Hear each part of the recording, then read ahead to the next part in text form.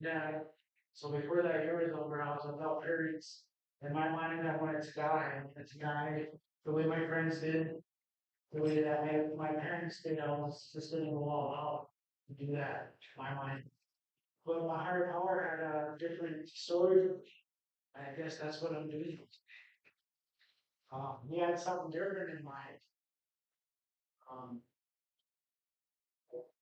I was going down like a bad road from 2019 to late 2022. I was down in the Black Hills and I was robbing and stealing and eating out of garbage cans, stuff like that. I didn't care about it, like I said. All I cared about was my alcoholism and my dope habit. And I didn't care about much less anything else. I just wanted to be very much um, I'm glad that didn't happen. I ended up getting a case for second degree burglary, controlled substance charges. And I'm thankful that I got myself in some kind of trouble with that way, otherwise I wouldn't be standing here. Um, I ran from the charges for like, a while, like 5 times. And I didn't have a bond, so I was looking at like 13, 14 years in prison. And that's when life hit me. And I was sitting in a cell, and I was wondering what I did with my rent. She's like, hey, man, my kids, and I still got all my teeth. Place friends.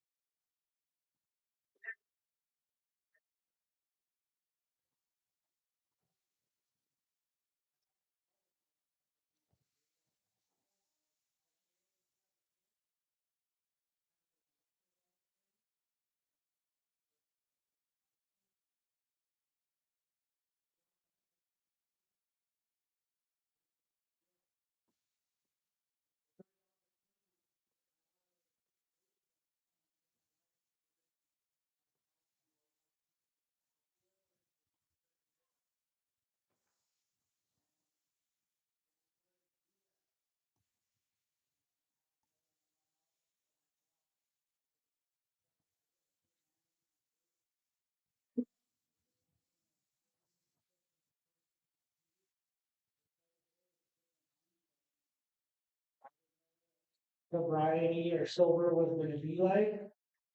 That was far from my negative mindset of how I was raised and how my mind was ingrained for 30 years of everything being negative.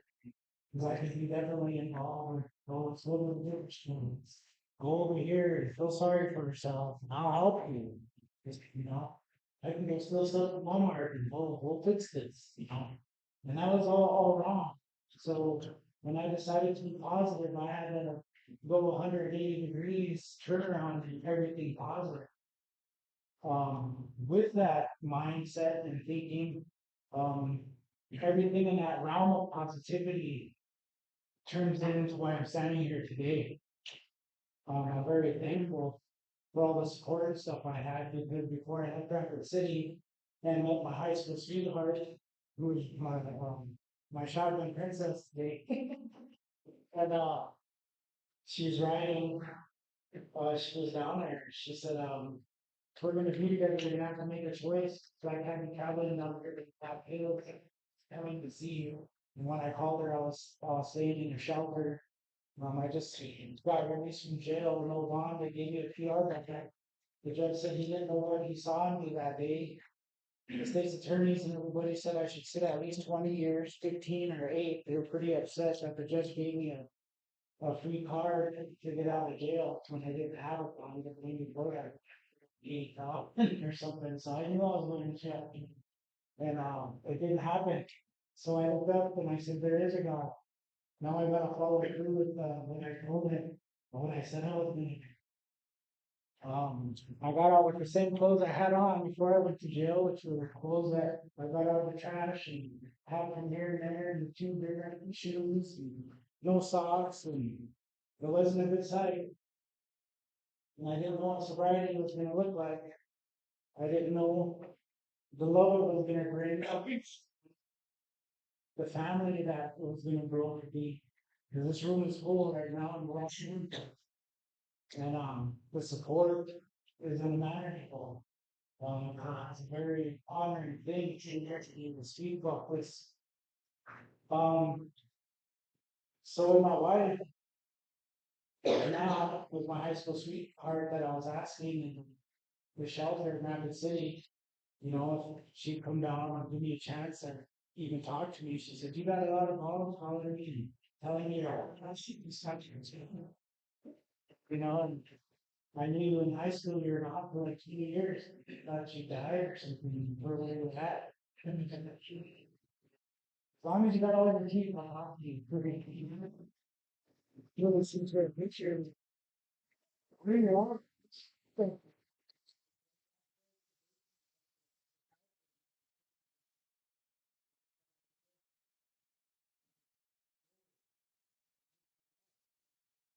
Lo and behold, long story short, got married last October and October 11th,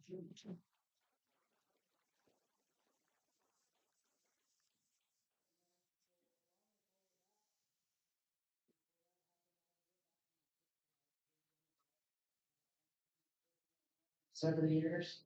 I got one in treatment, I've been still voluntary now, I'm getting her life out together. And it all was because of some choices that I made. And I had to do some amends with my kids. I'm very lucky that they allow me not to do it. I got 5 grandkids. I'm a grandpa. I live in grandpa. Um, I show up for people in our community. When I got back to 48, I didn't want to go there, you know. But I had to let God guide me because everything I knew and everything that I was doing that I wanted to led me to be in jail.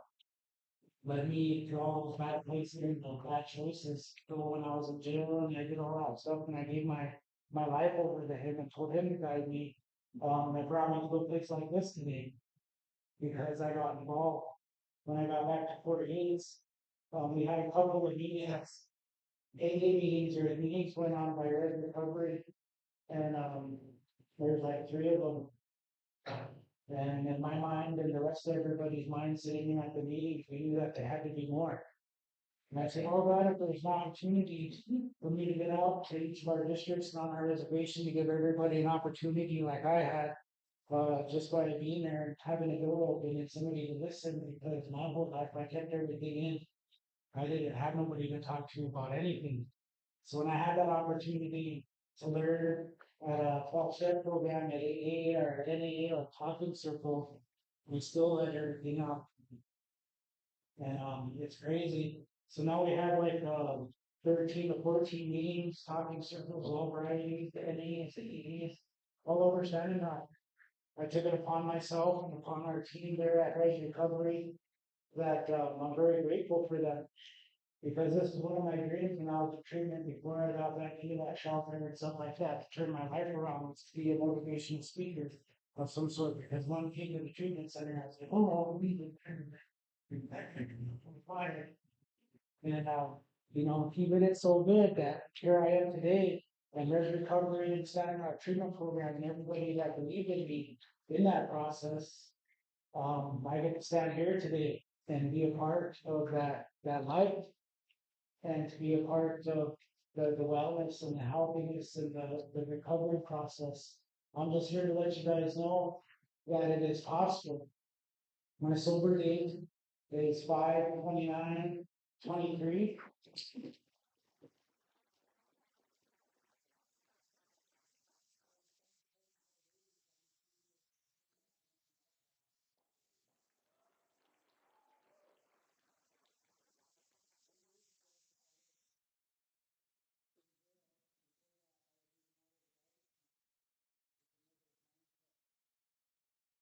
Know that a positive mindset and letting my higher power guide me and following through and being consistent I get to show up every day after work. I get off work and I get to be a part of my community and go out and we hold 12-step meetings, AAs, NAs. I'm very honored to be able to be a part of that, to give everybody the same opportunity I did, because that's where it starts. It starts with healing and caring and just being there. You know, I was very shocked when I walked to any meeting and the people there didn't treat me any different. You know, it's just like addiction. Addiction doesn't treat you any different than anybody else. It's there to do its job, and that is to take you, you know, either to jail, institutions, or death. I was definitely down that path. I didn't die. I wanted to. I don't want to now. You know, I found happiness, you know, in those tears in that cell because I asked for the love to see that love. Um, God showing me a spiritual principle today, a spiritual awakening of this room, being full of people here to support each other and to support our communities. Because without Red Recovery, I wouldn't be standing here at all. Without them believing in us and believing in us doing what we're going to do, they said, well, what do you want to do besides being coming to the meetings here? I said, let's start our meetings. Are you going to do that? And I said, yeah, show up. Because I owe that to my higher power. You know, I should be sitting in jail right now for 40 years, at least 30, at least 20, at least 10. There's no reason why I should be standing here right now and living that old way. So believing in ourselves, showing up for others, giving that compassion to our people out there in our communities. I'd like to give a moment of silence real quick for our people out there in active addiction that are still suffering.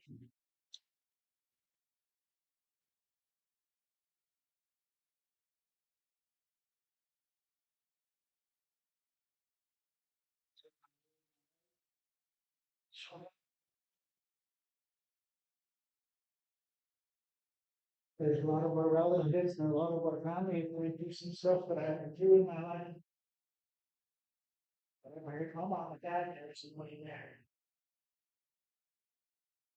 So when I ask God to be there in my life, He shows me today that this room is full of people that care and want to learn on that consistency of praying, always letting my higher power guide me, the fellowship of Res Recovery, our communities, showing up for each other, believing in each other, goes a long way. I'm just very lucky. I'm very honored. I'm very proud to be a part of what we have today in this room. What else have of my fellow members of Res Recovery to be of service and come here and share like that very quality to speak that so whatever it is that my wife sees in me that gave me a chance to be her husband. Whatever it is in my kids' eyes that see me for allowing me to be their father. So that way I get to be a grandpa for my grandchildren. I just want to thank you guys for being here today and for showing up. That's half the battle. Uh, as long as we have hope, positivity, and a mindset of change and a willingness to do that and to show up for our communities and be a part of any opportunity that we can. This goes to show us how many people will show up and support each other. But with that, you would close with the Dakia said, thank you for having me.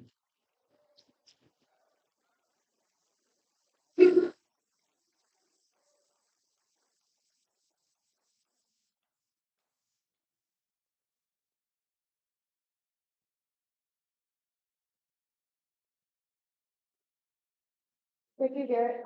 Well, my name is Zoe, and I'm just over here of 11425.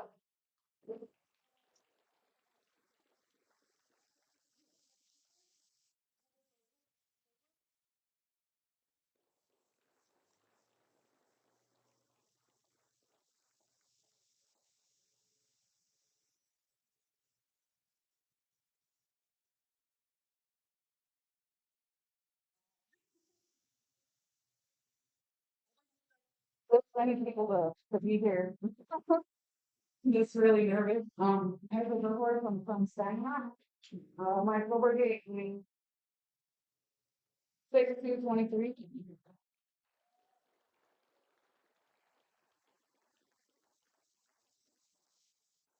3 years next month. Honestly, I didn't ever think I'd make it to that. But have good support system. I have my family that supports me in anything that I want to do. And um, and I guess I'll start out with my with how I was introduced to drugs and alcohol here. I grew up around here from like third grade to high school, I guess, and started drinking when I was 13, 14 years old. And I've seen that a lot in my life. My parents were alcoholics. My aunties and uncles were alcoholics, and um, had friends that did the same thing, and went down that road way too early, and continued using, drinking, till I got pregnant with my oldest when I was 19, and just in and out of that lifestyle, I guess, were my 20s, and was introduced to meth when I was 31 years old, and just spiraled downhill from there. I lost my kids. I have 6 kids and a grandson. Um, I lost my kids when I was 32. No, I was 31. I lost my kids, and um, just because of my drug use. Um, I pushed my family away. I really self-destructive because just because of my traumas, because of being in a domestic violence relationship for 13 years, um, didn't know how to reach out and ask for help. I felt destructive and lost my kid. Um, that's something that is really hard to come back from, losing your kids. And I didn't want to live. I tried to take my own life. Um, yeah, that was hard. I stayed in that lifestyle for 5 to 6 years and really dug myself in a hole. I lost contact with my kids. They ended up in foster homes under the state, and I I didn't think I'd be able to get them back. I didn't think that that was possible. I didn't think I thought I dug myself into a too deep of a hole to get them back, and so I just stayed there for 4 to 5 years, and I don't know. I just really lost. I didn't talk to my parents. I didn't talk to my family. If I did, it was other family members that were using, and felt so guilty about that, because I didn't want my family to see me in that lifestyle, using, selling drugs, um, in and out of jail. What was uh, what was the most hurtful was not being in my kids' lives at all. I wasn't trying for them. I just kind of gave up, and that held so much guilt because of that. Um,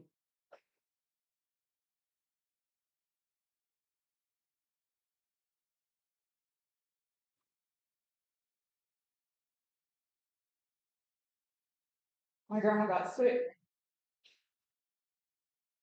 in May of 2023, and I was homeless, and uh, I was homeless, and I was just lost. And my auntie kept telling me, "Grandma's sick. You need to come help me with her." And I didn't believe that. the one person I didn't ever think I was to live with. And I remember on the last day, June 1st, and I was still using, I was still trying to hustle some money or whatever, and I was just sick of it, like had my daughter pick me up. She was 18 at the time. My daughter and my middle daughter, they came and picked me up. And I just decided then, this is it. I'm sick of this. Um, and they picked me up from Bismarck and we left. We went down to 48th this evening. Spent the spent the last couple of days with her. Uh, so that's on my sober day. It's June 2nd, 2023. It's my side.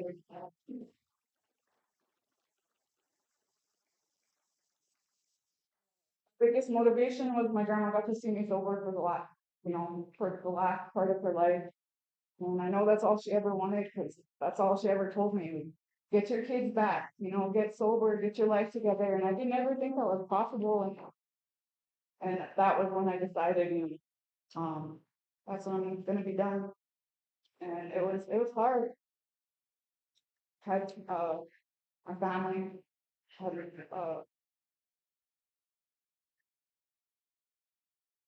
family support was the biggest thing keeping me sober. I fought so many battles uh doing it by myself. Um, I cried because it was like fighting those urges to go get high or just to not be in my head so much. Cried so much because it was like I was feeling all those emotions, and but I needed that, I needed that to build strength and to stay sober, and also having my daughter Miley. I was so thankful to have her back in my life. He stayed by me the whole time.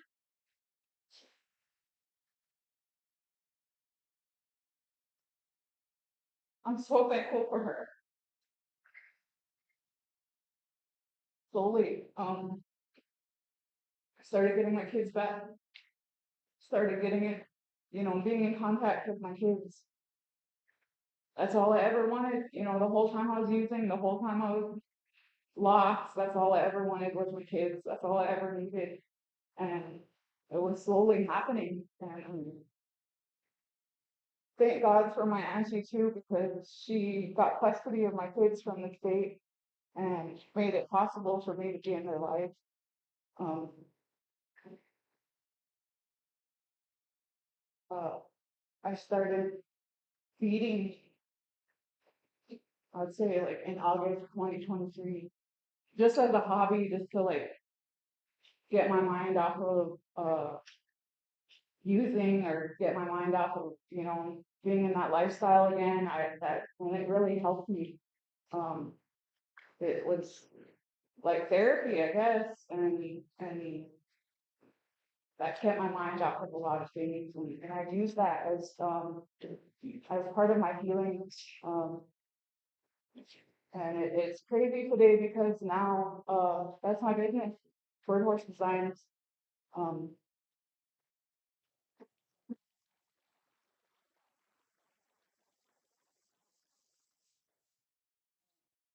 yeah, it's been awesome seeing how much our business has taken on, and I'm thankful for Res Recovery because they support us and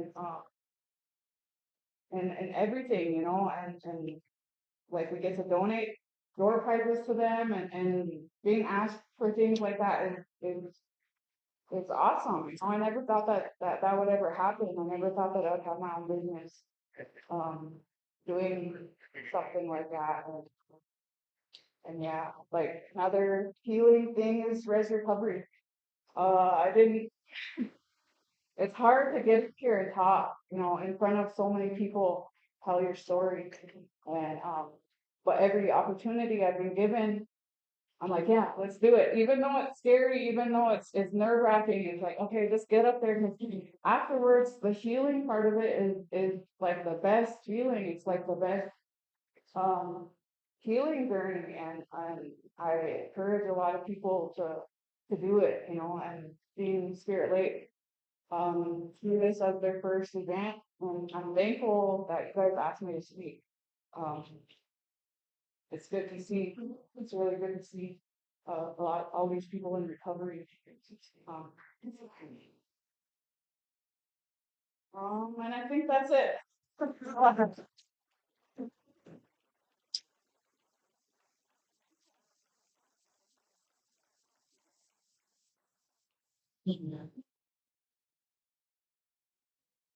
Absolutely. Sure. Thank you. Any other, anyone here who has a pretty big drama?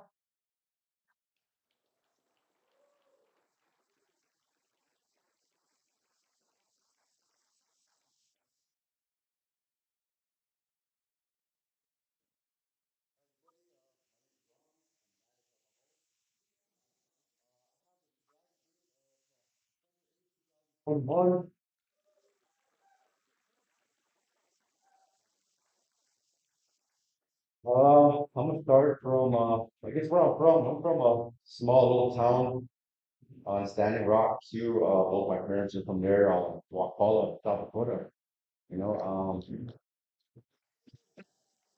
but, yeah, from there we moved all over, we moved to, Laughlin. Laughlin, we had, I had my first experience with, any kind of, anything, 10 years old, and, this back kid on the street, had some rubber cement, and, he was shot. And, I got dizzy, I got sick, I threw up, and, um, at 12 years old, a couple years later, I tried chewing tobacco for the first time, and same thing, put a big dip in, and I got sick and threw up. No handles, no handles. No hands, no. So from Laughlin, we moved to Bismarck, um, hanging out with older kids, older people, older me. Tried football for the first time, I'm 13 years old, and yeah, right until I grew up, first time, and it's kind of like a common thing, 14 years old, tried marijuana for the first few, Fort Totten, behind the school. Went to high school at Fort Williams for a while. See some of my classmates here, Woody, very Woody, see him, and moved back and forth between Fort Totten to Bismarck. I found it for the eighth, but in that time, I was still experimenting with alcohol and smoking weed.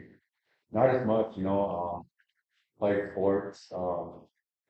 As I was getting to my older years, 17 years old, I started drinking more heavily, and uh, it just started getting more and more. And turned 18. I thought I knew it all. Got into one of the teachers at Fort Wayne, and dropped out, and my addiction became more profound. Switching to hard liquor back to 48s. With a bunch of guys my age, drinking low alcohol. I figure out what calories. Really, that was the norm. That was the norm for everything. And that became my habit for a long time until 2021, reached to methamphetamine. And that first high I got was my endorphins were charged, and it was different. So I went pretty hard, pretty fast, as I usually did in all the stuff. Um, So, 2002, I got into some legal problems. I got locked up for a while. and I got out. Didn't do no treatment or nothing while I was in. Got home, got out. Got, pills were a big thing, so I tried pills for a little while. It didn't do the thing that must be for me. Nothing turned out to be a drug of choice. And anyway, so 2007 to 2009, fell right back into addiction. Man, I was working for a little while, with pay 48 at 30 minutes. But no type of treatment, just kept going, no guidance, no one, no older people to like really help guide me or hey man, you should do this or come to a meeting, whatever, but really it was my dad. My dad was the one who was going to all these meetings religiously every Friday night down in over South Dakota. And he invited me to come and I went with him. So subconsciously I was hearing the message, I was there and I didn't want to the public down. So 2000 14, you know, still no treatment, nothing. But creative guy, man, he works in mysterious ways, he pulls you from situations and he wants you to change your life, but if you're not willing to change your life at that time, then you're gonna fall back into your old ways, old habits. So 2014, my son's here, but his mom was like, when's the last time you prayed? I said, it's been a while. So I prayed out loud, man. Prayed out loud, I was asked for forgiveness for ruining people's lives, telling them what hope on our heads. And we all a long, didn't even dig in, not being prepared for the issue. So after I got done praying in the morning, go back home to Fort Leeds from Bismarck and after, so jail, sit in Montana for a year. Did some kind of like cognitive thinking, behavior stuff over there, but nothing really to dig deep into the root of the problems, trauma and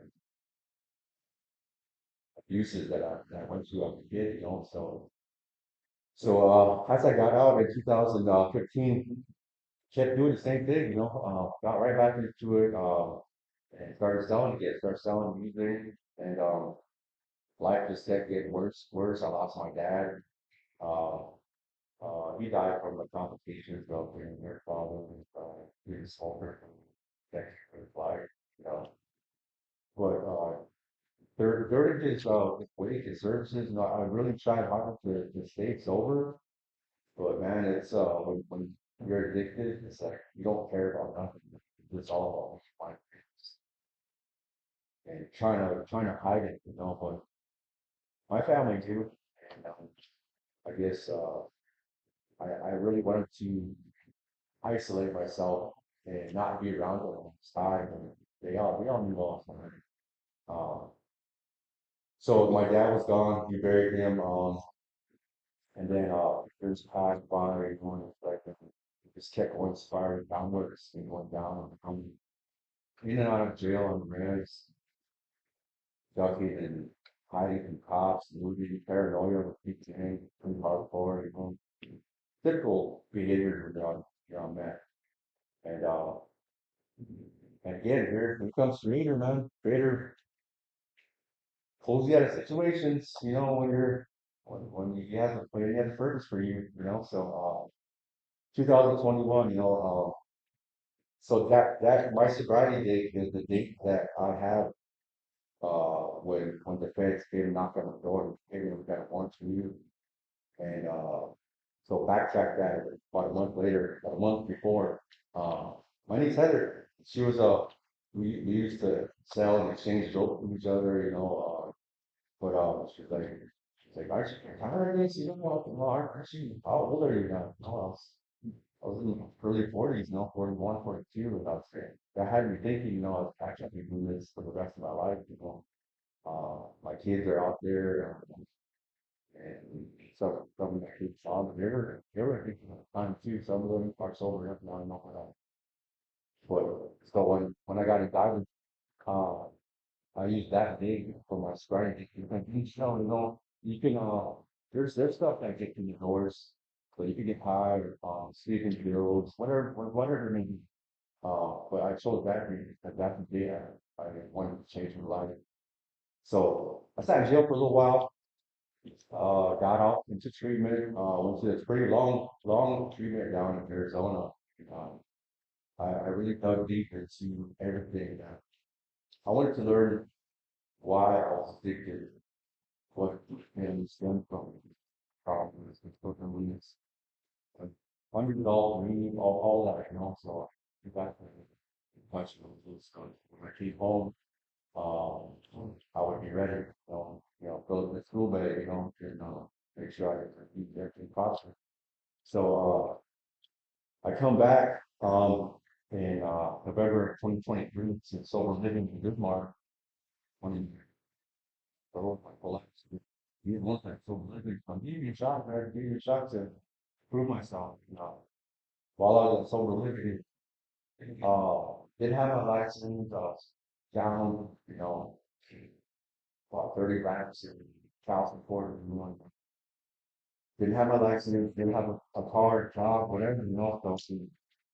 So that sober living really gave me a place to put my feet on the ground and start working on myself. So I looked at my feet while I was there. Here. It still felt like it wasn't done, so I got a job. I still have the same job today.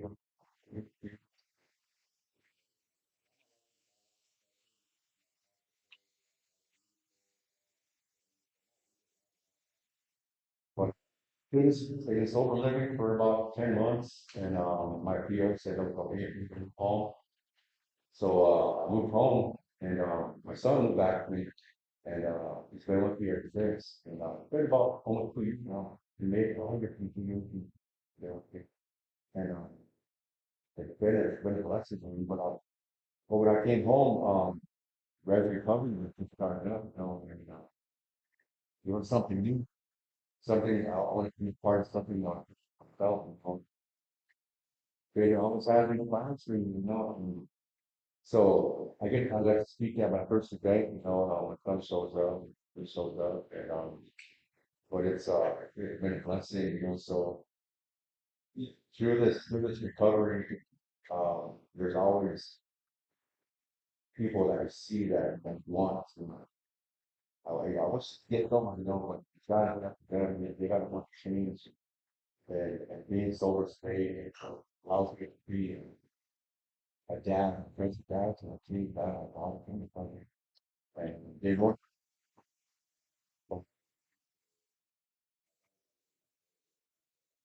She's a big part of my soul.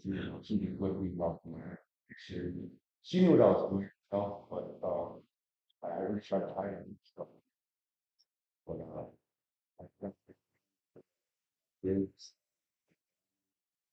you even to cops back home, it's cop that was always after me. Realize the cop was always after me for really doing stuff, trying to protect the community. And so I seen him, man. I seen him, and I was taking my son drove to town, and we were on the way to the hospital, and I seen him outside of his house, and oh shit, there he is right there. Yeah, where do you mean? Yeah, go talk to him. Okay.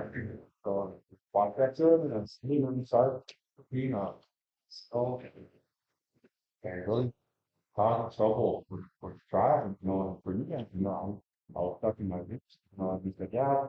You know what you're doing now, Don. We're really glad that you changed your life from talk to you, so I made some simple amends to him, and it's a blessing. I don't have to look much. So me and the kids got stopped on the way up here. I was gonna be sick. But top ran my name, gave me a breath, come with me to speak, so keep doing what you're doing. And this those different events that we see that when you come to college, the most important person in the world, and if you're encouraged, keep going back. It's definitely better. I'm living proof of that, And, thank you all for listening. With that, I'll pass. Thank you.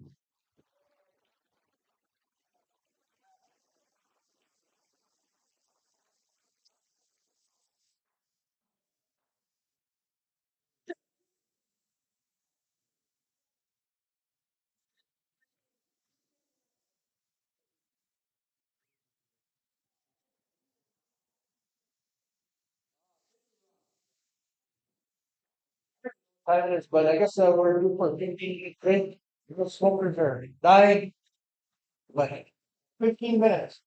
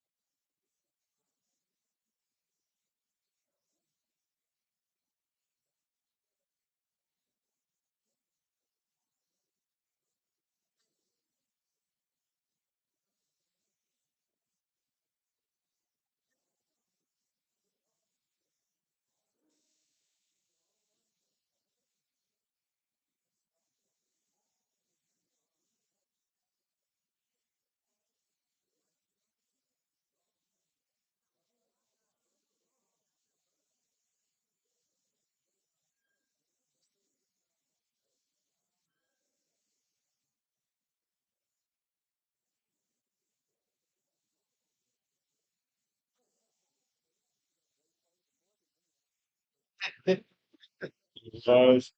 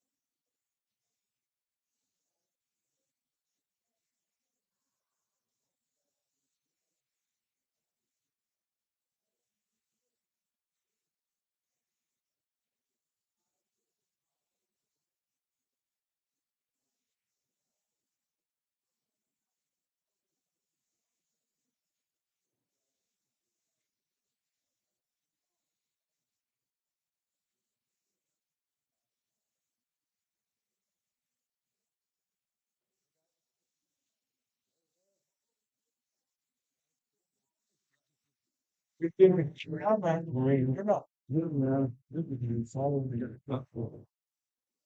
Yeah, it's wonderful. They go so hard. Yeah, I was down there last night and since they took a lot of pretty much stuff going on down there. A lot of general offices. What time are we able? What time? Oh, shit, let's go on. Yeah. What is it? So this caravan up. Yeah, she's just on the picnic nothing you have to do on the last name. Yeah.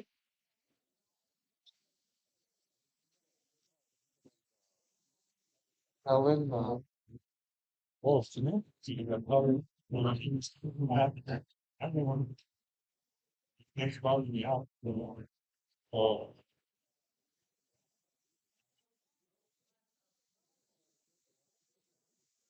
Club most of them's like talking about in Elport. That's great. That's that fun. Because if you get out and go to the water park with all the kids. oh,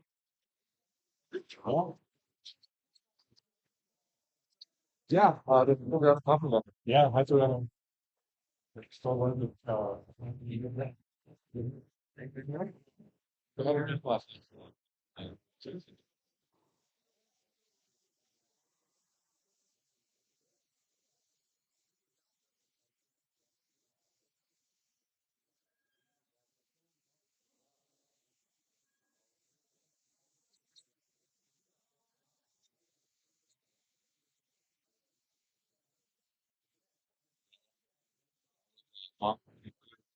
It's like it's great. It's said, it doesn't to get a lot. It's long.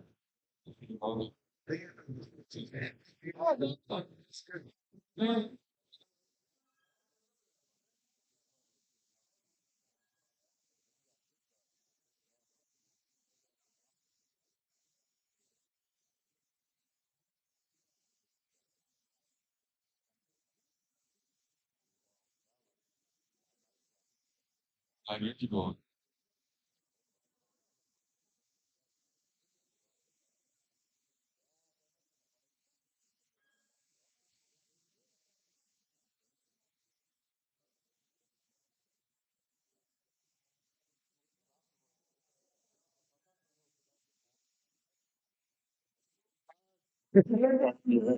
I can go.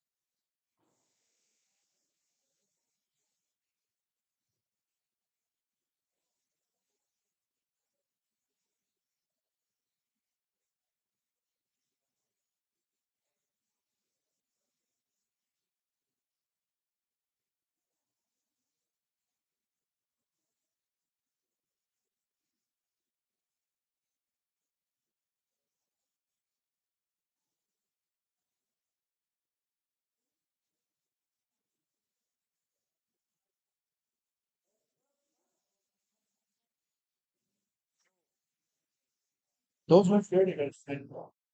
Okay.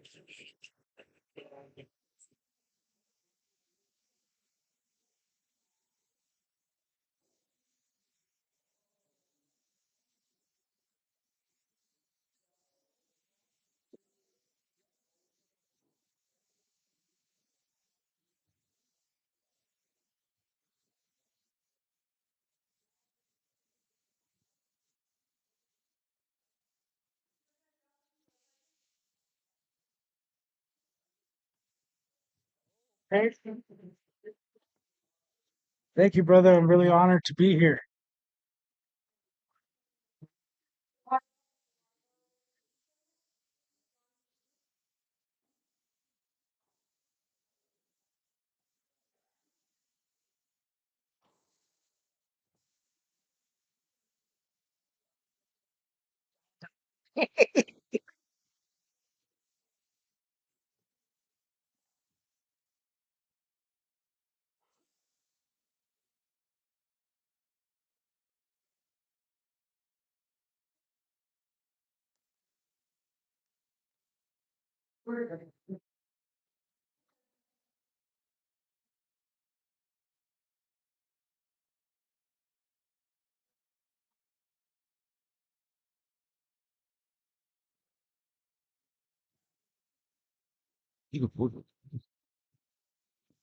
I know I gotta speak up. And actually, put some bass in your voice.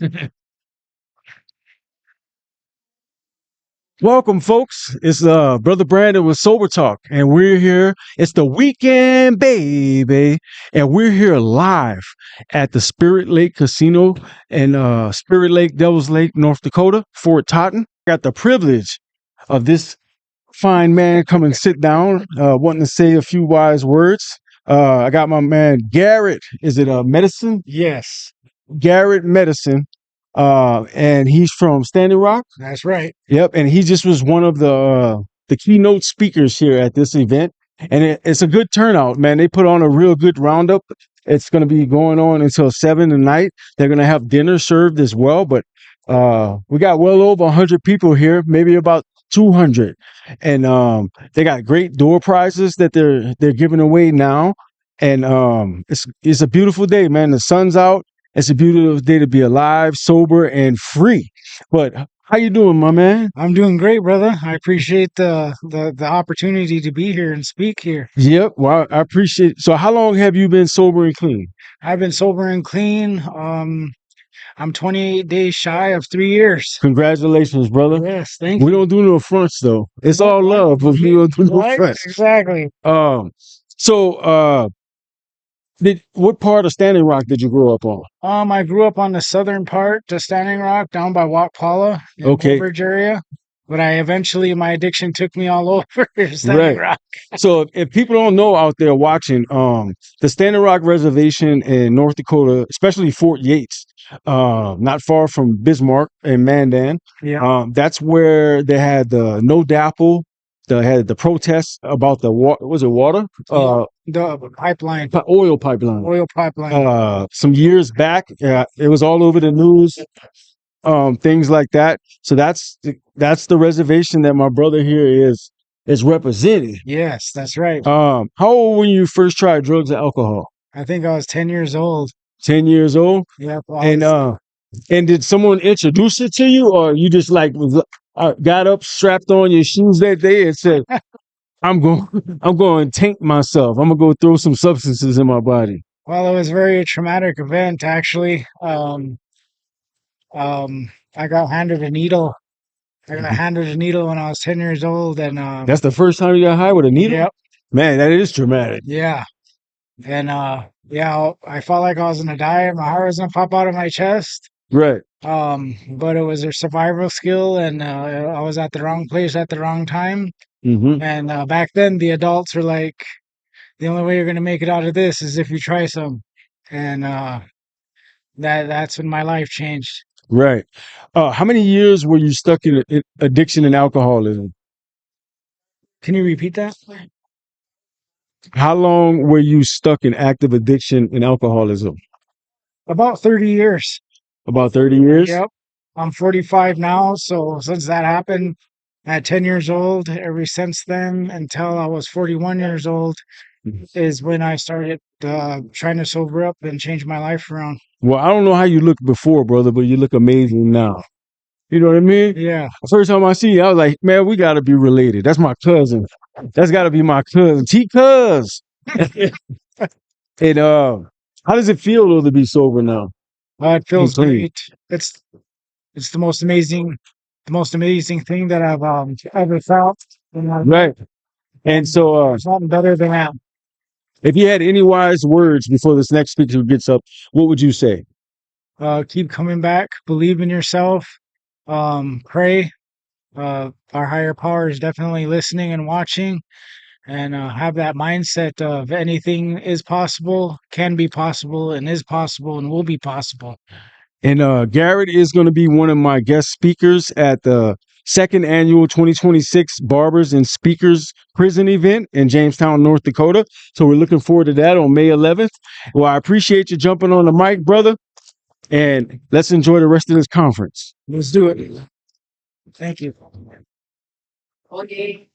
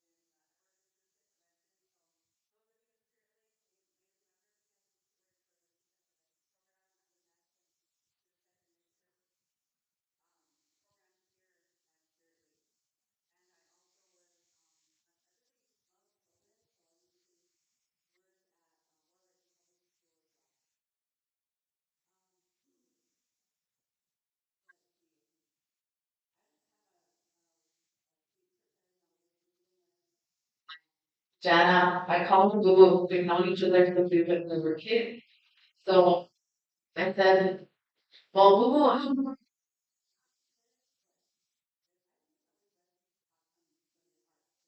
Boo can be a lot. So I'm trying not to let my ADHD self-diagnose kick in. So we I'm always saying that to my social Heather. My ADHD is just strong today, or we were preparing to come up here and I'm sewing. So we were talking about again last minute. We're always working on projects, and when we're coming to like a powwow for a vendor show, always last minute. So currently I hold an elected seat for my tribe. I'm a councilwoman at large for the San Rasu tribe. Who would have thought, right? So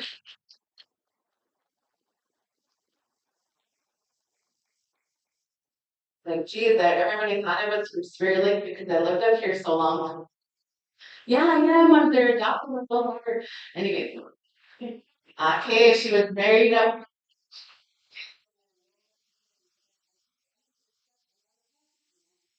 So, like, you know, like, oh yes, so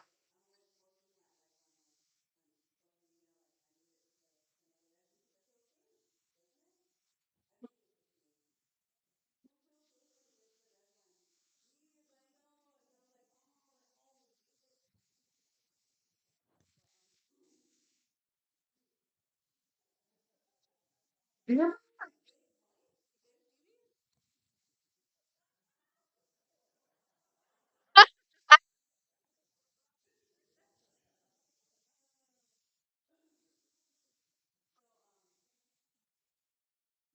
My journey started when I was a teenager and we lived up here.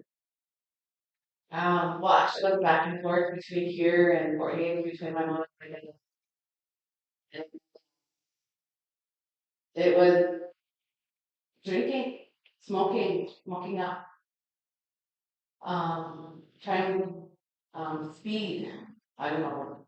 Do they even sell it anymore? Maybe it's a, but they trying those different things that it doesn't feel right, you know. I don't feel natural, but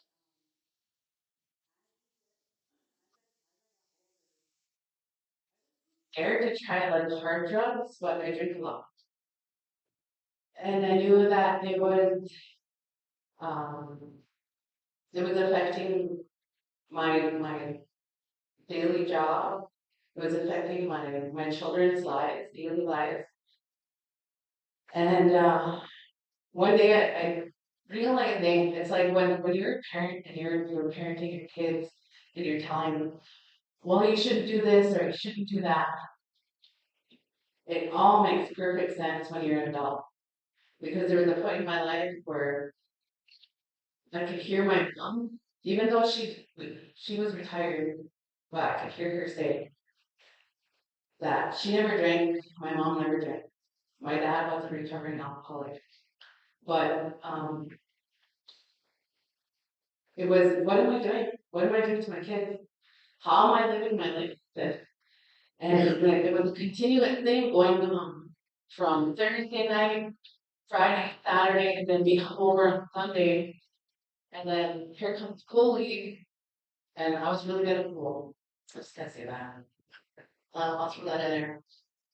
Former gym. Now it's up. So I we I it was a Monday night after pool league, and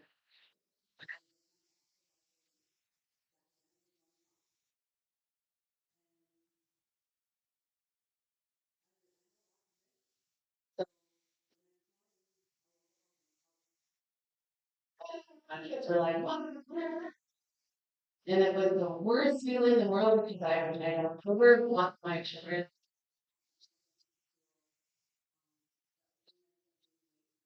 were teaching things because of me and what I was. So you're better.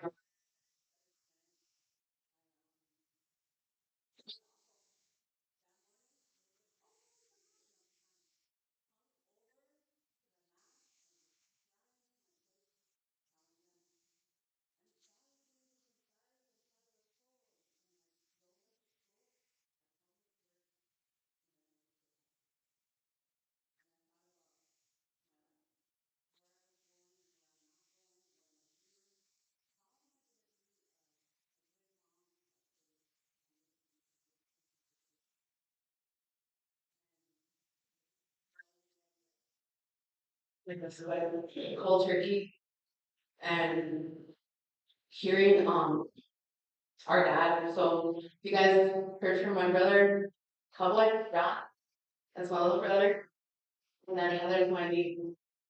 Um, Cowboy and I, our dad was always pushing us to be sober, and Tia's our baby sister. Um, he was always pushing us to be sober because he worked in chemical production. To start over. It's okay to make mistakes. It's okay to do that. Nobody is perfect. Nobody in this world is perfect.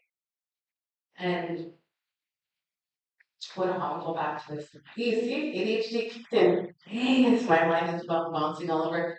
There's so much to talk about though.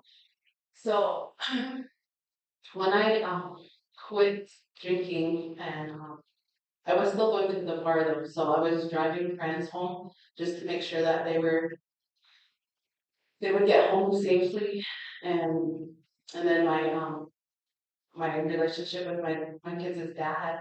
You know how it is when people they take the different path. I'm going this way, and then he just stayed, what he was doing, and that's fine. It's sometimes so. In order to have a total healthy environment for my children, I decided to move home. And home is in Staten Island. That was in 2010.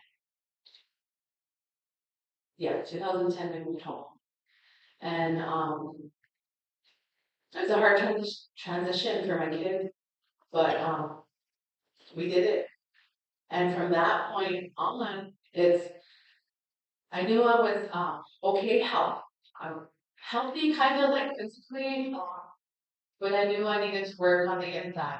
I knew that I needed to heal what I needed to really that inside, whatever was bought, whatever was plaguing me to continue to drink, to continue to um, have toxic behavior. So I went to counseling because I knew that I needed something to help me mentally. Because when we think about it, we can heal ourselves physically.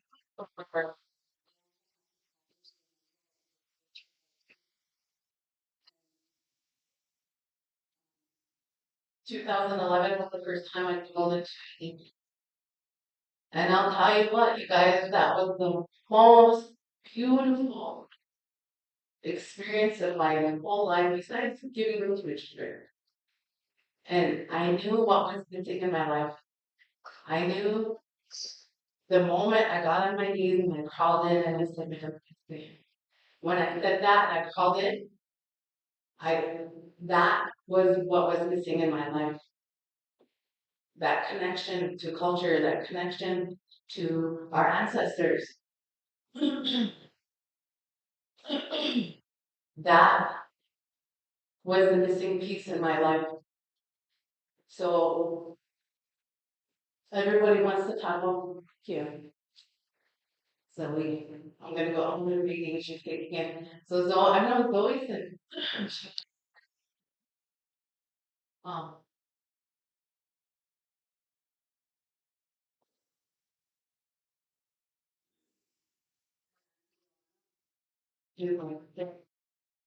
Mama, really, should we didn't really do the whole job thing, but we're not with my email too. Anyways, so she's like my question. She's many. Anyways, well,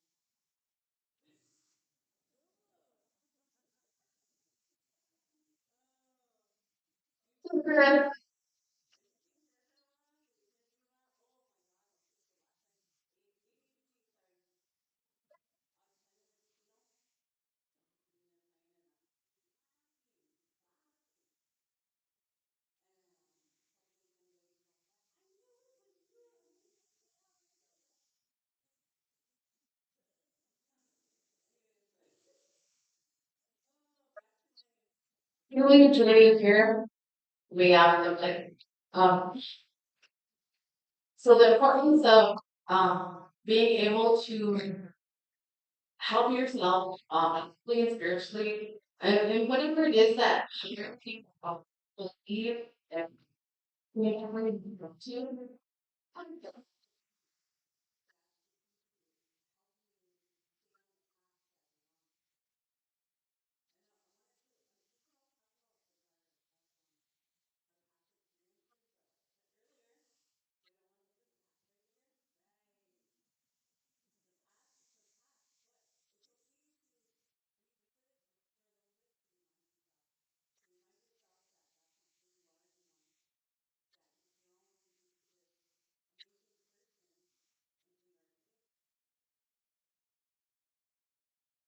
So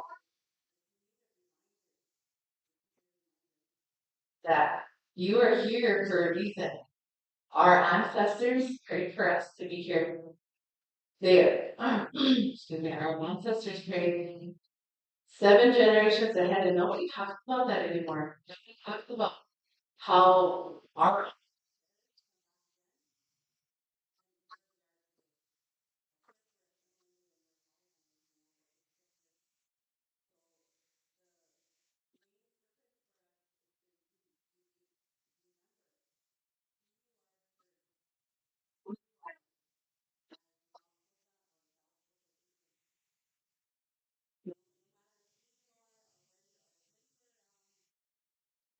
Anyway,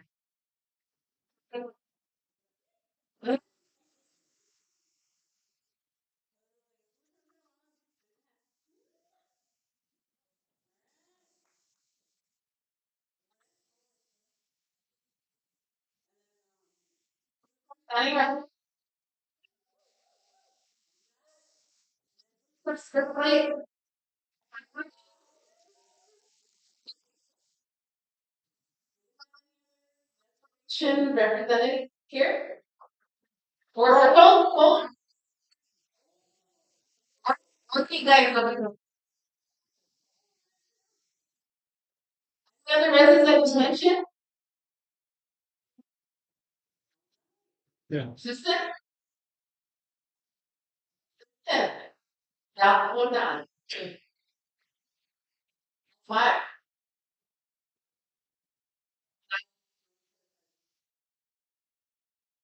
He's my little brother, shouldn't correct me, he's not the correct me.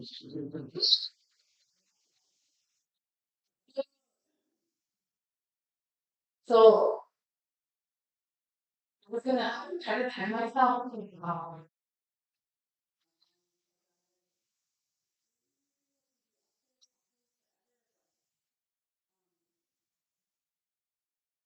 Just to keep the message of hope and healing going.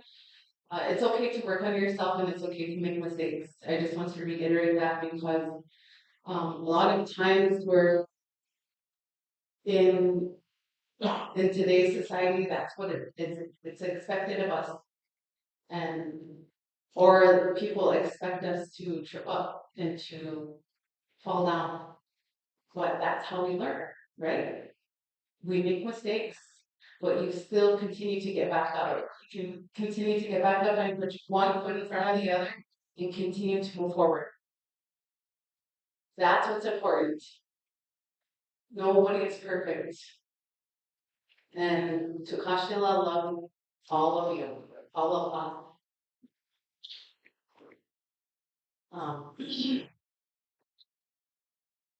So I want to go back to I was just going to mention a little bit who inspires me and who I'm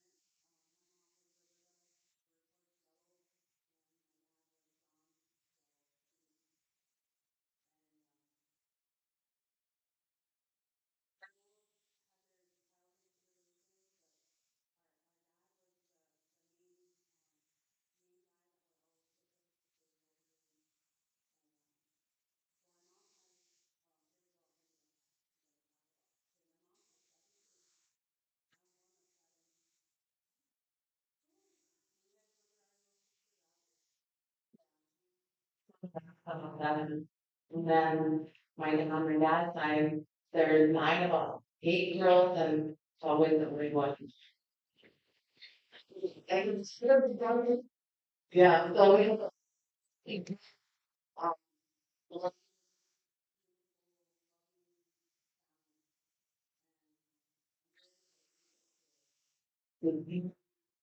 my little brother.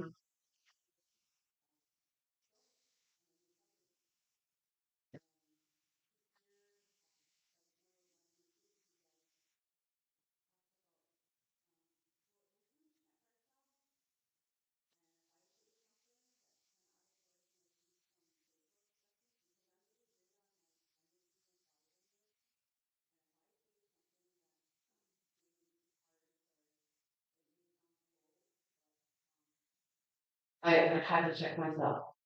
So checking myself means, okay, was that necessary? Did I really say that? Did I really have to say that?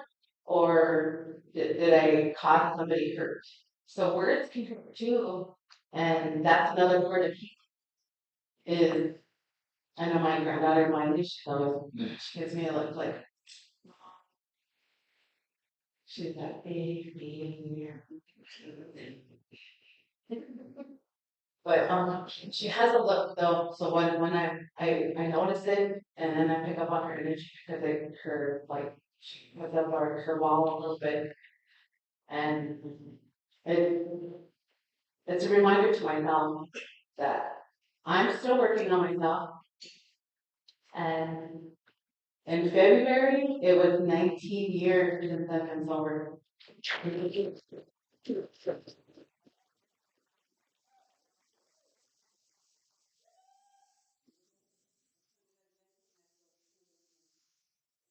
Just likes to leave that one thank for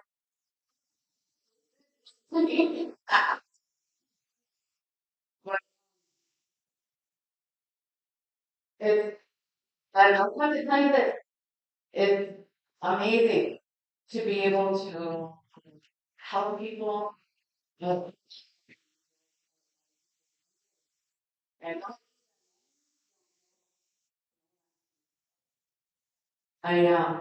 I I love all our people so much, and I want to see us continue to exist, continue to learn, continue to thrive, and be better people.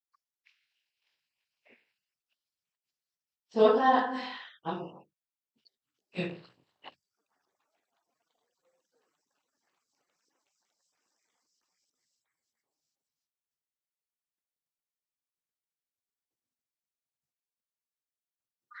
oh, you gonna be? Oh,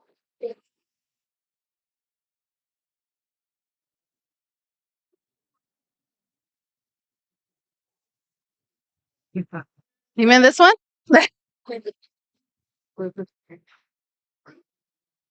Thank you, Alice.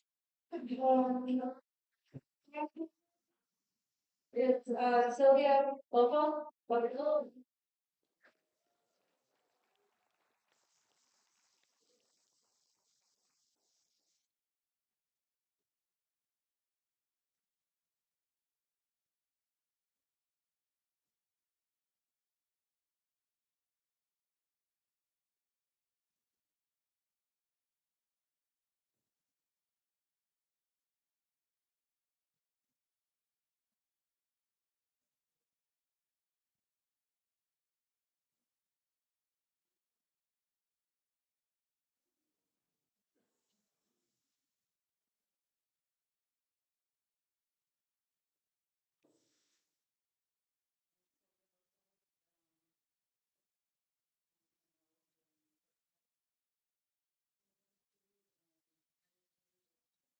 March 17, 2026.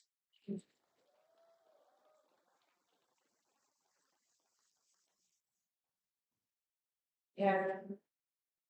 It's been a couple. It's been a couple of years, or I've been battling with addiction ever since I was 13 years old. Um, First came into contact seeing people drinking or drinking alcohol whenever I was about 4 or 5 years old. Uh, yeah, but then it seemed normal because it was our parents, and at that time when it was okay for us to sit outside the bar or be drinking while eating. But yeah, I seen it was the norm where I grew up at, but even though I didn't start seeing the effects of it, my dad started getting thrown in jail and running from the cops, and it's come away from us a lot because he was suffering from his own loss over another. And yeah, the more he was away, the more I kind of like had hard feelings towards him. And yeah, sorry, it's really nervous. But yeah, it alcohol had an effect on my whole family growing up. Um, took my brother whenever he was only 16 years old. He thought he can drown out his breakup with alcohol, and he ended up getting into a really bad accident and passed away. And then I noticed too that this year my dad's further away from us. Like he was trying to just avoid us because we're always acting where our brother would have, but acted we didn't understand like at the time. And so yeah, it just kept putting more harsh feelings towards my dad, you know. But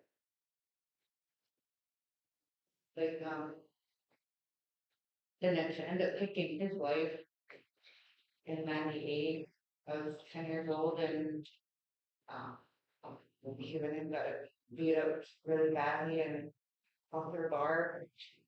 That was really hard for his kids because she was all we knew and you know, it's just the thing of like sitting there like whenever he always wanted to go out, like I'm gonna go to the bar for a little bit, I'll be back to you, you know, and always just trying to tell him to stay. But he always just left and that one night, you know, he didn't come back and you know, and just I don't know, I never really dealt with any of that grief at all because I see my siblings crying all the time, you know, dad and our brother and our mom, and I was just like, man, like I have to be the strong here, even though I was the youngest one, just sitting there, like you know, just always trying to make them smile and make them laugh, stuff, or just help them out all the time. And the little that I know that like, even at that young age, it would shower me like kind of having some feelings I should have been having towards them because I got stuck babysitting all the time, even though I was only 10 years old. My sister was always gone. She went through her like experience with alcohol really bad after her dad passed away. And I just kept sitting there like, well, she'll be alright though, you know. We just gotta help her because that's what our family would do. Just be there for her. And I was like, man, I'm only 10 years old. My brother is only 14 and like we are being there, but yet we're not going to school and we don't even know how to cook, but yet we're taking care of three babies, not even out of pampers or anything. So that kind of took a like some some stress on me and my brother, but me and my brother just stuck it out together and just was always there. Like the my brother, him, he was always into his emotions and feelings all the time. She was like she was always crying, like, and I didn't understand at the time, but he was always sitting there like, geez, why does life have to be like this? You know, just always questioning and stuff. And I was like, I don't know, it'll get better, even though I was like in doubt myself. But it's like you shouldn't have to feel those like you know, be having to tell your older siblings or yourself that it's gonna get better at the age of 10 because it's like you should just be being a child, you know. But it didn't happen like that.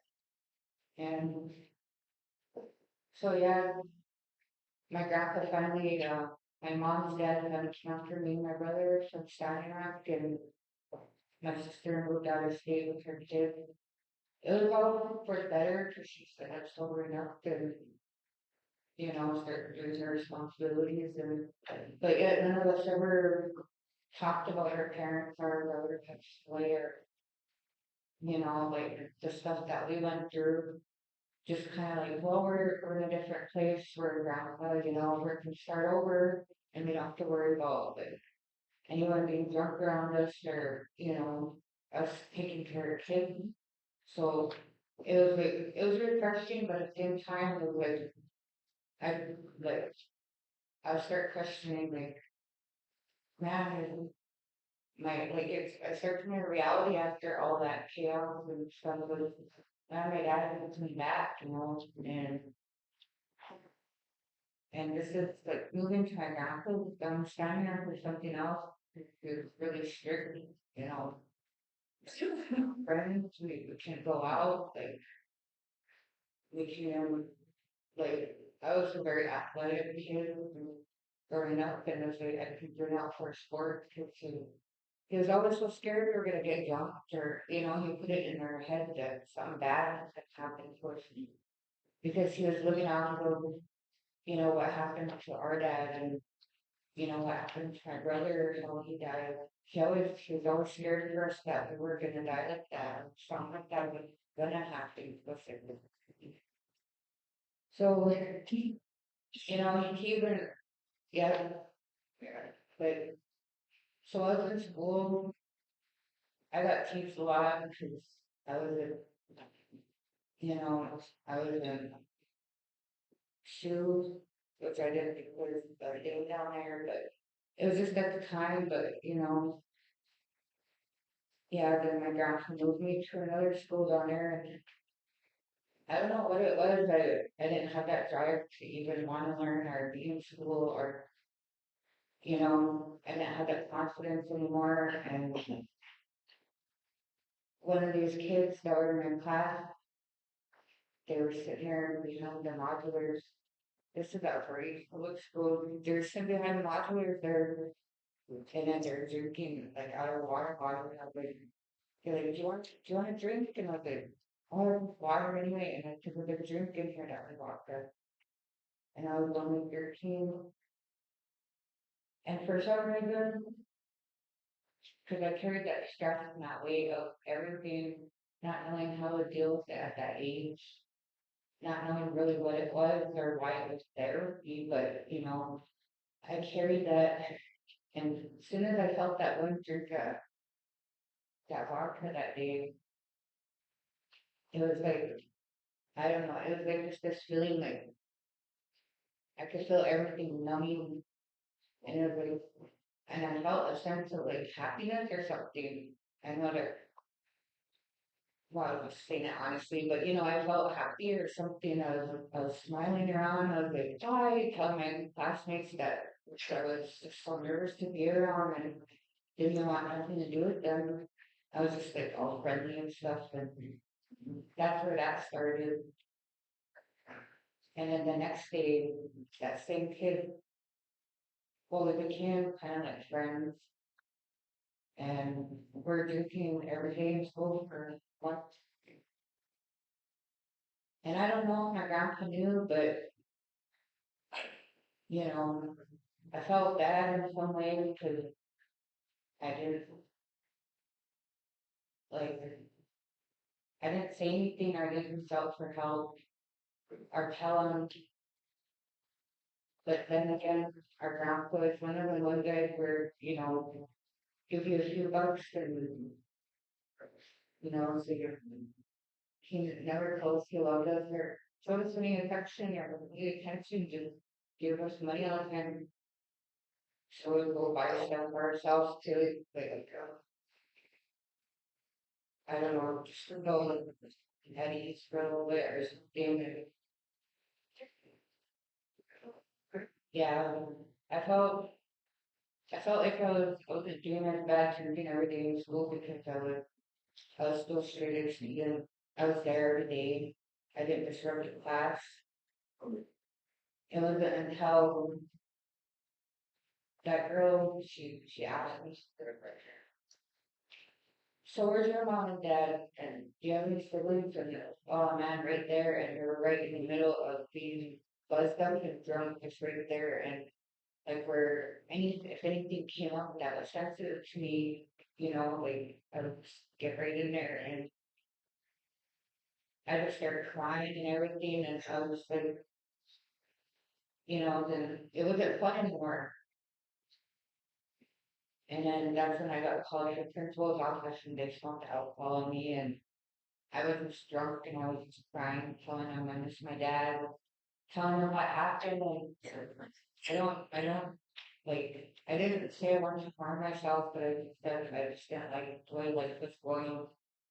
And, the principal could have at least like offered after I thought about it, like they could at least offer counseling or something, but I just got kicked out. That was the hardest thing because, my Uncle Alan, he was security down there and would sometimes come to the police station. My grandpa just known as the church going guy, and like it was kind of like I felt ashamed because they had a cop on there at school removing from the property. Um, I thought my grandpa yelled. He never came of it. He just got in his car and I thought he was gonna. I don't know. I was just waiting to see that look on his face because like that disappointed look, but he never showed it or anything. Then my Uncle Alan, he was just like, "Dee, let's not go down this road. It's not gonna go good, and you gotta be careful." And I was just sitting there thinking, no, I actually like I want my dad and my like I was like, but I know they're not feedback. I was like, but I was like, I don't know, maybe I need someone to talk to or something. And they're like, no, you'll be okay. So they're that was gonna be real good. Stayed home for about 2 weeks, and I was just sitting there like calling my brother and told him, I don't know, like I think I'm gonna take off tonight. I didn't know where I'm gonna go, but I was like, I didn't know where that girl was that I was taking her to school.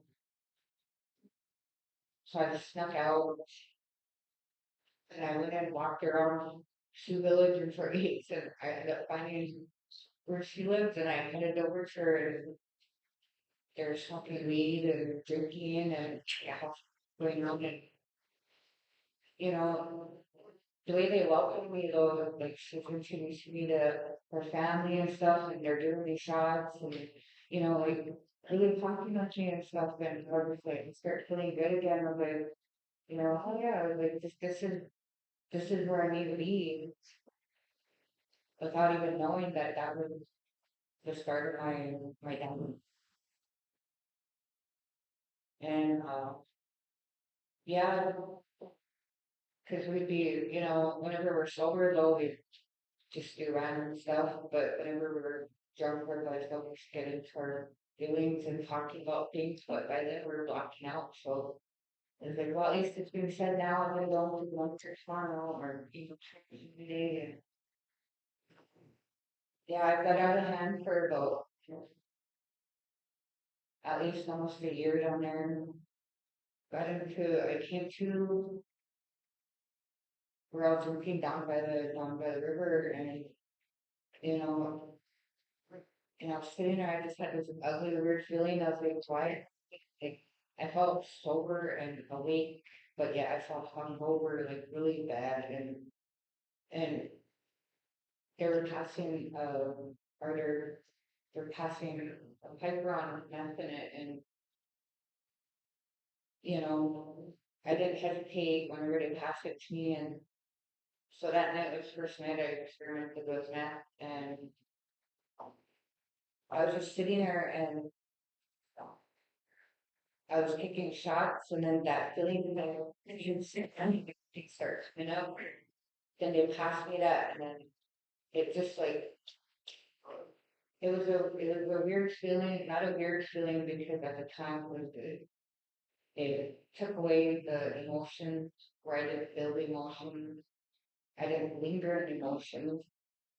I just wanted to be busy, or just I didn't focus on anything negative happening in my life. It was just like a thing like and then after that I quit drinking for like 4 months because I was just doing meth. And then that's when, that's when we jumped. Getting jumped and woke up in a ICU in Bismarck. And yeah, nothing ever like my grandparent or no one ever talked to me about that. So it was just like, okay, okay, stay inside now, leave, like, that's what you get as well. That's what you get for trying to go out and party and doing what those other kids are doing, and you just gotta stay home. So just like that just lasted for 2 weeks. And everything was starting to come up. The feeling of everything. So I stopped even though I was still back into it, stopped and went and got high again. And that was difficult. And yeah, that's when my grandpa, he wasn't talking to me about it, but I was just sitting there hungover, coming down on him, and then beat up. And my grandpa's like, "Hey, come on, let's go uptown. There's a funeral service going on, and your aunt's and your uncle are down from Spirit Lake." And they're like, "What?" And he said, "Frank and Esther, they're down." So we went up there, and here they said, "Do you have your clothes ready? We're gonna take you back to stuff. Your grandpa's scared for you that you're gonna OD or you're gonna end up dead somewhere." And I was just like, man, my grandpa didn't even talk to me about this. Like, it's then coming down on stuff, kind of being a little bit angry and stuff. I just looked at my grandpa, and to this day, I regret saying that, but I was like, I was sort of like, oh, now you care? Like, it was because I got mad like that because after I thought about it, it was because I didn't want to leave that area because that's where the alcohol was, that's where my social friends were that cared about me and everything. The ones that you went to while I was drunk, are, you know, the ones that were temporary band-aids to make her empty.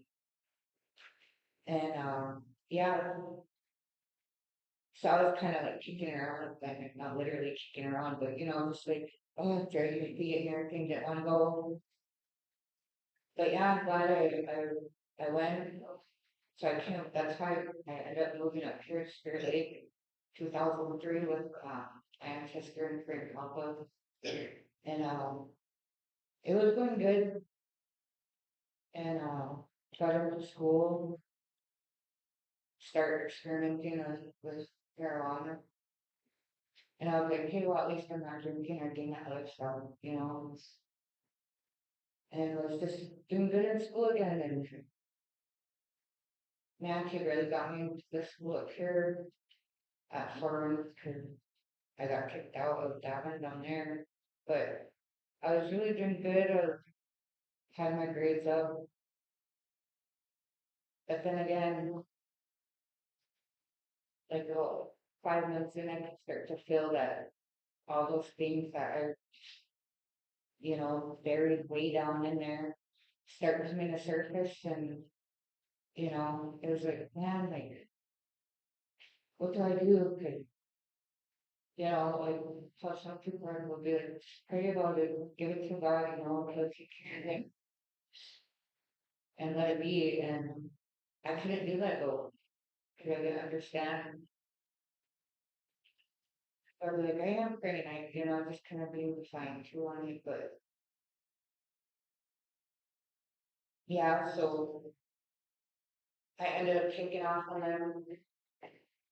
Didn't know where I was going to go drink, but walking around with my cousin, I seen a couple people drinking right down the road. Didn't even know who they were, just went over and was like, I got $2, That's when I started drinking around here, and that was in 2004. And then got a relationship. Oh, that's where I met my this great grandparents, John and Mona. They took me in, they got custody of me when we were 16. And, you know, that was my his dad, and he pushed us to get our GED. Took me a couple of years, just being lazy, and but you know, I was doing sober, and yeah, like you know, had my first two oldest, and we was working in housing maintenance, I was working with Spirit Lake Head Start. Everything was going good, and then 2011, you know, that's when my my brother he ended up going missing from down in Staten, and we ended up putting like a we had the FBI involved to go searching for him. Took 26 days, or no, 24 days, but we ended up finding him down there Southbridge, and that was the hardest part for me. I thought it would be my dad, my older brother, but it was my brother Chris, you know, and still grieving and working on that goal, but you know, and it was on that day I used his death as an excuse to start doing that again. And I've seen one of these people I knew shooting.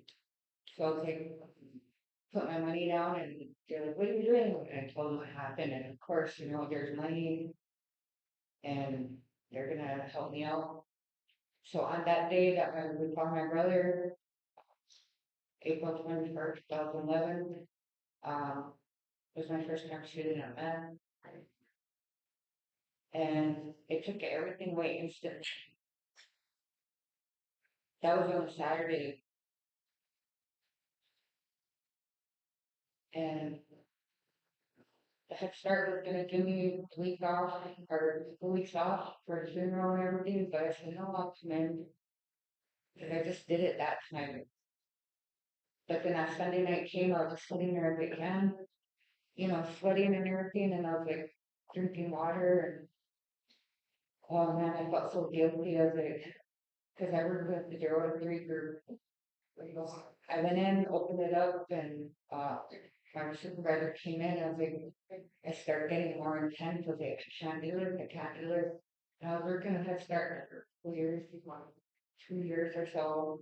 But she's like, what? And I could have just lied and been like, you know, I'm gonna resign or I'm gonna take the days off then for the funeral. But no, I just told her, I said, as of right now, I'm resigning to my position because I've been in shot up meth this week. And she said, are you doing it right now? And I was like, no, we're gonna have to UA you. And I was like, no, I want to resign because you know I already put these little babies' lives in danger of just coming like doing that. It's not out of my system, and I don't want to, you know. They were telling me to take the 2 weeks off and let them know, but yeah, that was welcome to my residence for the chest starter. They always called me back or got a hold of me, but I was pretty well into my mandates then. Um, yeah, then fast forward, um, it was just nephews for a couple years on and off. And I had my 5 youngest. And yeah, after me and my kids' dad wasn't together anymore, uh, I immediately started drinking, but I was like a closet drinker. No one knew. I would buy 2 sleeves every day and drink one sleeve in the morning, one sleeve at night, and it's like I was just amazed that no one could smell it on me because everyone thought I just did meth. And wasn't until 8 days, 8 months later, I got really sick, and here that's when they said my liver, my liver was starting to fail. They literally gave me 6 months, and I was sitting there like, what? you know, so I ended up quit shooting, quit doing that, quit drinking for a year, and thought I was doing good till just that one time, you know, I gave in and I was like, well, I'm just doing it sparingly, you know, not as much as I used to. But yeah, I got to the point to where social services ended up getting involved, um, because my drinking came back. I started leaving my kid, my oldest, and you know, leaving them there by themselves because I thought, well, I'm just in the neighborhood, you know, and you know, I ended up getting treatment at Piercy, which is really good. Really helped me get in touch with a lot of things in depth and things I'm still working on today. But you know, I did rush everything after I got out of treatment last year. Like 6 to 7 months, and right after I got full custody back, I I just dove right into drinking again. But I lost my kids twice so far with my alcoholism. But you know, I kept trying to hide it, but yet I knew that the two social workers that kept showing up, I knew that they knew, and I'm glad that you know they stepped in when they did because you know it could have been a lot worse. So I don't have no like hard feelings towards anybody that ever stepped in to help me. But yeah, I was just like, I ended up trying to do a relocation thing with Montana, but I didn't quit. I was in a really, it was a relationship that I was just trying to escape reality with, which didn't work. And I ended up finding myself making my way back to Spirit Lake here in February, or in the end of January. That right there was a risky move because I ended up taking the person's vehicle. But how I could tell that I wanted to be sober now was that time was because, you know, out of all the times I never prayed in my addiction. But that one time I prayed literally with the car because I only had like $36 out of gas coming from Popper, Montana, and I just prayed. I was like, if this is what path I'm supposed to help me get there, you know. And like I was sitting there, dropped this car from the police station, you know, just help me get away from this situation. So I headed out, and it was 40. That was whenever it's 40 minutes weather. And that little car had a roller radiator, had a spare on the back, and I'm 38 $38 got me back all the way over here. And I parked the car and stayed idle for a little bit. And I thought my kid is great grandparents at the end of the like, hey, you're doing good because I was in college, I was working. But I was like, no, because actually I was still drinking and I was way far away from all my kids. So I went in, one of my old drinking buddies came up in Valentine's Day, came and got me right away, handed me a drink, and I was like, just this one last time, and you know, but that whole time I was sitting there like, I might not come back from this, and just crying and stuff off and on, like, come to I'll be sitting there crying or something, trying about my kids, or when like feeling my kids, or telling them that I'm trying to get away from here. So I ended up leaving down for standing around, um, a week before my sobriety date, or February 5th, I went down there, and you know, I was just sitting there. I said, "I'm just gonna sit idle and just, you know, let whatever happens." But my sister's like, "Did you know they have AA meetings down here?" I was like, "What? Really?" She's like, "Yeah, look at here's a list." And I don't know what it was, but it was like the first two meetings I tried going to, they weren't happening that night, but I was so amped up to go, and I was just sitting there like, man, looked at my sister as like, we even tried going to a Bible study or church night, and that was it, because they're just now ending. I was like, oh man, well, it's funny to be patient, trust the process, be patient. So I went home, and here I ended up getting people from Red Recovery, their numbers, texted them. They gave me the list, and just, it it went good from there. And I'm glad that I met them, glad where I'm at today, because it's a lot better than what I was doing a couple months ago or a couple years ago. But as of today, I'm just glad I'm in my sobriety and working on myself and working on getting my kids back in a relationship and that trust with everybody. But yeah, that's all I have.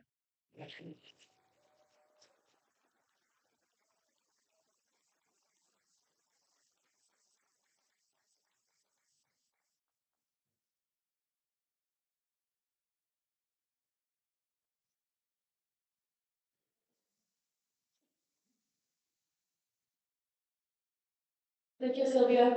We're gonna break and do some more dark raises.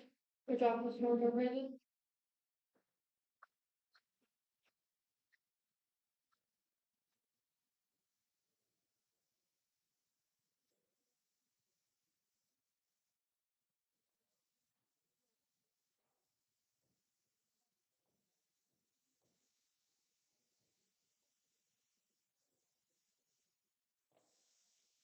Appreciate it. I guess. Lindsay,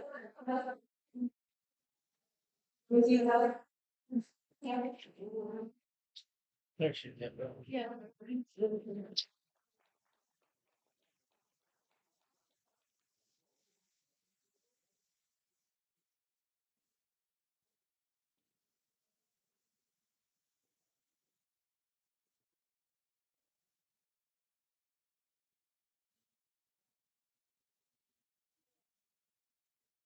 Yep, that's essentially that. Learn Alex. It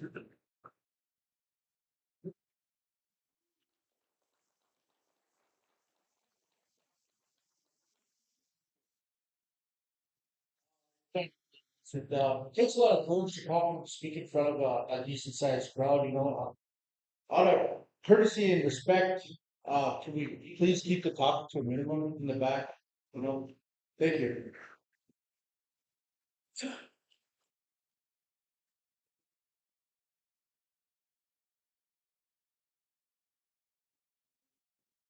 Thank you.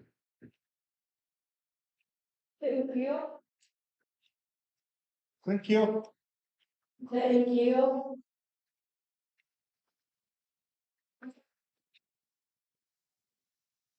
Bathroom?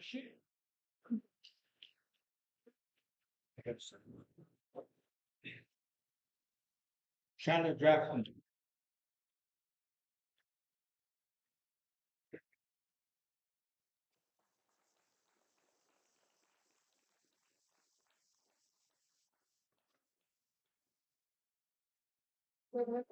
Wait.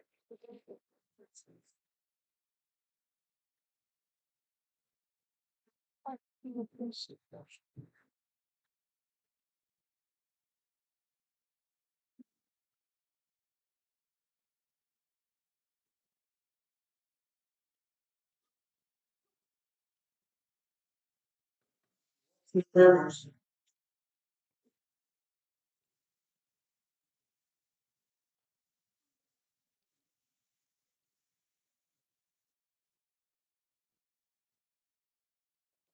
It's. Miley burgers.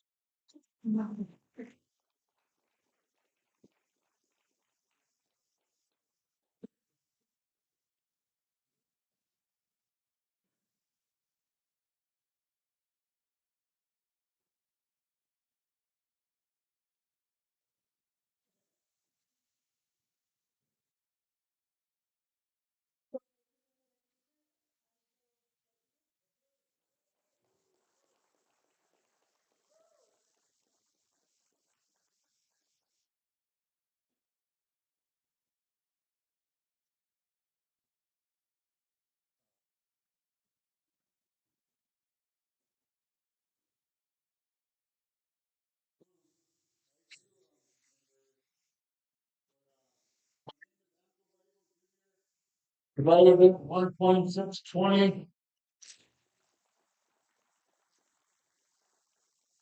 I'm a real alcoholic, I have a sponsor, he knows he's my sponsor. I have a home group, living at a home group. You guys ever in Bismarck on Tuesday night at 7:30? Stop in and join us, shoulder to shoulder. I have 3 guys in the book. So if you guys are looking for a sponsor, I sponsor guys. No chicks. Um,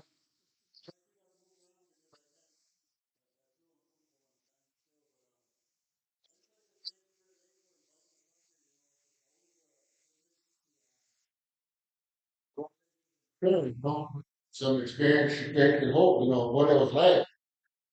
Uh, I too am from Sandy Rock.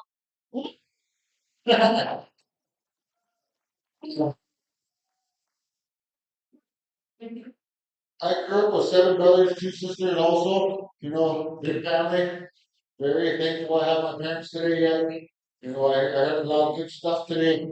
I can relate to a lot of it. Um, I grew up in South Dakota. How can you guys hear me back there in the back? But you know, my parents,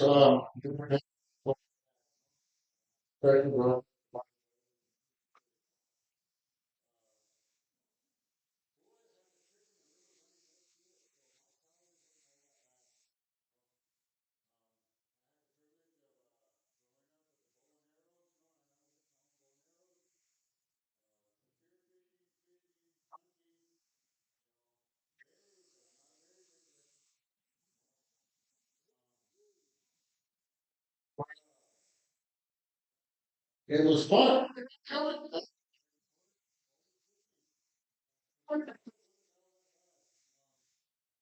My first experience with alcohol wasn't even my experience,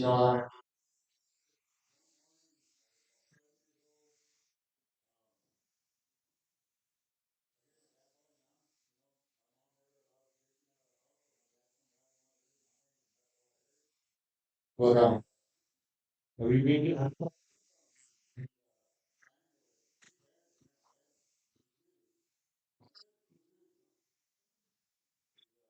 Difference. Okay, you kind of know how to do it. And that was my first time being here. You mean? What? What time I work? Get my lunch. But that was it. That was my experience with any kind of alcohol.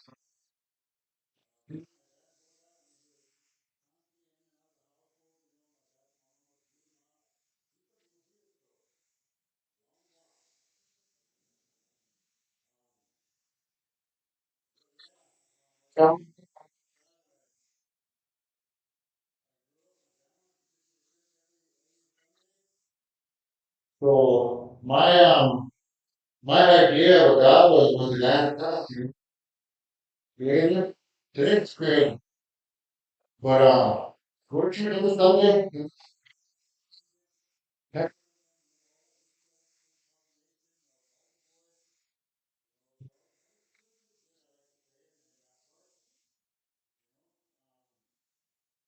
fast forward. I mean, no, my first experience with alcohol was that my older brother got for us, kind of back up, kind of not, look, 3 streets, you know, 3 streets. Can you imagine that? You only go to the end and come back to or right now.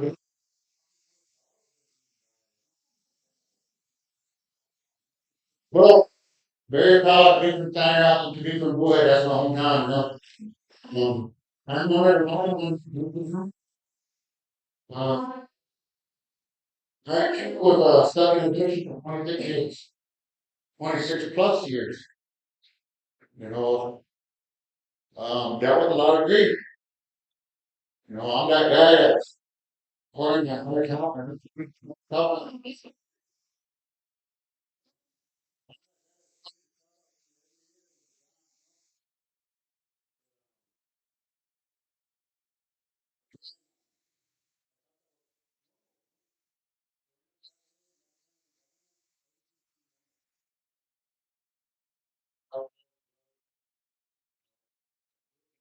generations where my dad told me down.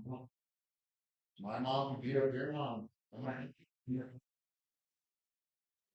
so on and so on. But again, stuck in that and not understanding any of it. It was normal. So again, my first experience was my 8th grade graduation. My older brother passed. I got messed up, threw up all over the place. Really, again, well, actually, my first experience was tough.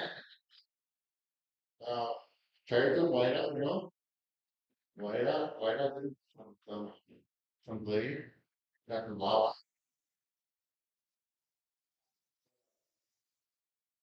spray paint, you know, gas is where it's at.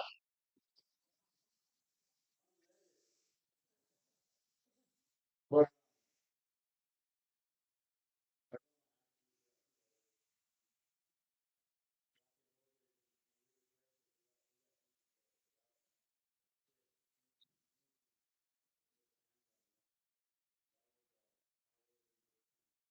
you think I ever do it either? Yeah. Yeah. Well, but again, these are all my early years, and you know, I too lost an 18 years old. She was like a sister to me, my mom's younger sister. Um, you know, it was a tough thing to hold her. You know, I'm not gonna go too much into it. I don't have too much time. By the way, I can keep time too. So, um, but it was a tough thing. At 18 years old, you know, I was me and one of my cousins. We went to 4-H. Got a brother up there. Pick up some veggie, which we did. And my thoughts, we should have let them. But my older brother was boozing, some Lord Calvert. Like my aunt started in with him. 6 o'clock turned into 8 o'clock, 8 o'clock turned into 10 o'clock, 10 o'clock turned into midnight, midnight turned into 3 in the morning. And by this time she's drunk, she's loud, she fell over, she hit her head, and it's time to go, right? After all that, anyway, we take her home and she says she's bitching me out all the way home. Cussing me out. Oh, you already go where you ain't had a drink, you know. Look for new games. But because of that, you know, I worked in some youth, like I said, 16 years old. So I get home and I was scared to face my parents because it's early in the morning. But right before I pull in, she says stop the car. And she goes up all over, and after she gets done, I pull in and I try to wake her up. Get up, kind of speaking, you know, but she wasn't, you know. I go inside and I ask my dad to come in and help me carry in, which we did. Kind of bass the music. I had to give up my bag, you know, my pumps. So so they wouldn't get mad. But I get ready for work this morning by this time this morning. Get ready for some weird work. I go to work, noon time. One of my relatives come and say the cops are all over there. They want you over there. I go over there and think something happened to my hat. And I get there and she's she's sick. She's gone. Well, the toughest thing to go through at that age. I looked at her and I remember it, and and I didn't know how to deal with this, deal with these things. And my grandma, her mom, my mom's mom was kind of guiding me through it, telling me it wasn't my fault. You know, I'm like okay. and just tell me to pray. And again, like I said, I was young and I didn't know how to handle these things, so I only share this story because I know where my addiction took off. Because again, I don't know how to deal with grief. I'm young, I don't know how to handle my emotions.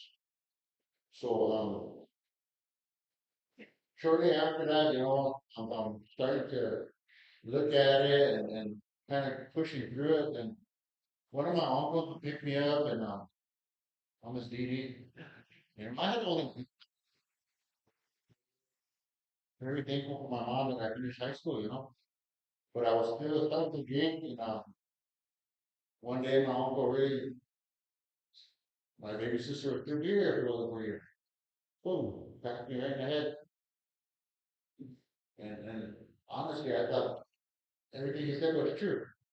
Why am I here? She's not. So I hung on to that. All my life I hung on to that.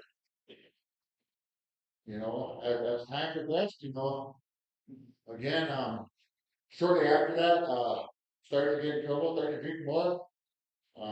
Me and a few of my crazy cousins, same church that I go to, we ran out of North Calvert. And I remember, like I said, who has three streets? So we started on the last street. I came through, we were walking up the middle street, and I came through again. My father was not looking from the window. Threw myself in. And here's the news coming. Who we at? We were in church. Like, oh man, what do we win here? Did we let it pass? The wine. So, like I tell older boy, he was down kicking me. No. So I went, and then the thing that hit me when I meet you on what helpers. I don't. But again, like I said, I'm Catholic, so I talk about confession every Sunday and Charles days. You think I ever went to church after that? Nope. Um, so I pushed my Catholic ways away and really started to fall heavy into my drinking. I had experiences too with pain. I had experiences with speed too. What's the good stuff? Um, 17, 18, cut my hand. My hand kind of messed up on the side. And I thought this is good. This is good stuff. Like Ronald picking on me or bothering me. Same thing. They busted our party, and I'm 18 years old. I took off. I jumped over him. It's like this kid, jumped over him. I ran and I just back in the gym. I fall off the doctor dudes, Vincent, and hit and roll like a deck and he was a steel roller. But I get prescribed pills for that. Yeah. I was on for about almost a year. And I go, you want to be changed? You look at me, what do you got about? Gave her some, she showed me, and that was it. Really got stingy with my fingers like that. You know, after that, But again, my experience, growing up, and like I said, people was normal. Um, I've been to high school, with my mom, there was a few times I was out there drinking and boozing, and my mom would come find me 6 in the morning. You need to go to school, otherwise you're going to jail. Messed up, mom. Well, you're going to jail. So I'll get on the bus. Very thankful for my bus driver because she's been bus driver today. Gave me some chances, let me sleep. She knew I was drunk. You know. So again, not thinking alcohol's a just cruising through my life, thinking everything's okay. Um, 21 is kind of, I'm kind of a late bloomer on everything. 21 was my first experience with meth, you know, really, really got messed up. I had really done myself. My hair, now my inside, look, like that. I got that now. And, oh, did that. But, I wasn't too much into it, and I went to treatment 5 times too. The first I remember Ron's dad was there the first couple times I went. Um, so yeah, it was always just to get it done in black and white or reports, never really thought about it changing my life or anything like that, just to get the cords off my back. But again, like I said, everything I like to think everything good in me comes from my mom. Treat people how you want to be treated, love, respect. Told me who all my relatives are, I'm related to practically everybody too. But again, one of the biggest things that held me back is a lot of shame and guilt for my whenever I was in my active addiction, like it's still going, um, I find myself messing up politics after midnight. Like that's okay, you know. But I'm sure proud of that experience, because it really hit me back the shame and guilt that I felt from it. Um, so whenever all through my 20s, wild, in and out of jail, I did a third of my life in jail, standing rock too. Anybody been to standing rock? I was jail. Old school, man. But that's time too. But in and out of jail, I started, like I said, I had 7 brothers. So my first fight at 21 in the bar, like I did pretty good at on, but my 100,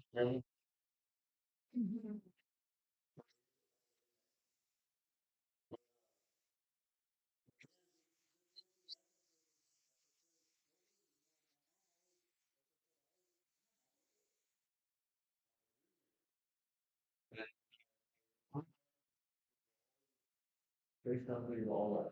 Well, mom, picture you, you're gay. I guess you're getting what I did for her. You know, But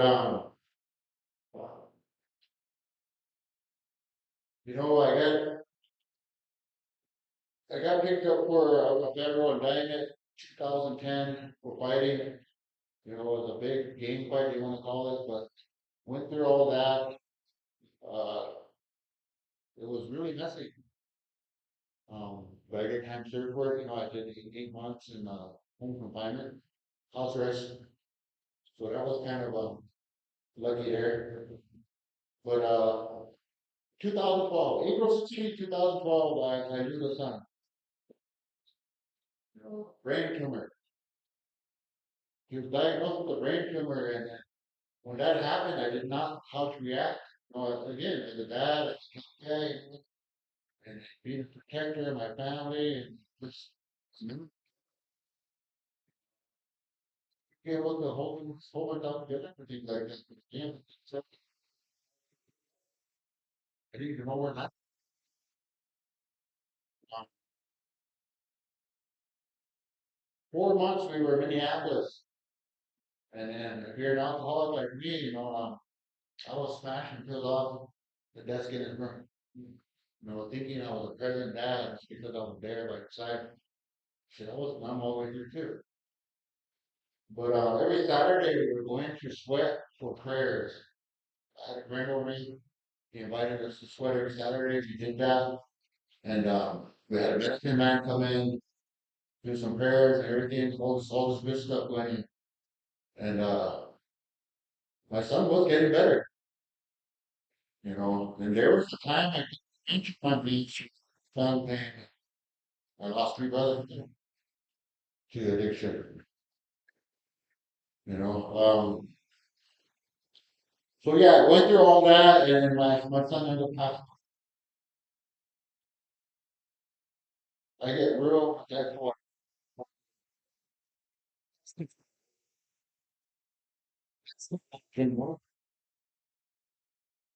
So again, I'm putting these things in my head, pushing my through. Um, believe me, going through that, you know, I don't look at anybody using Good job. Is that it? Okay. Well, I just like to end with this, you know, I too with the treatment, I got into PRC. My journey began the day after I heard my grandma. With sober living, all that good stuff too. You know, sober living is like nothing is. It helps you build a model risk wherever you live. And you can get money. You know, if you guys haven't worked 12-step program, AA helped me. It might not help you, but give it a shot. You know, what do you got to do? But with that, you know, when I'm not here,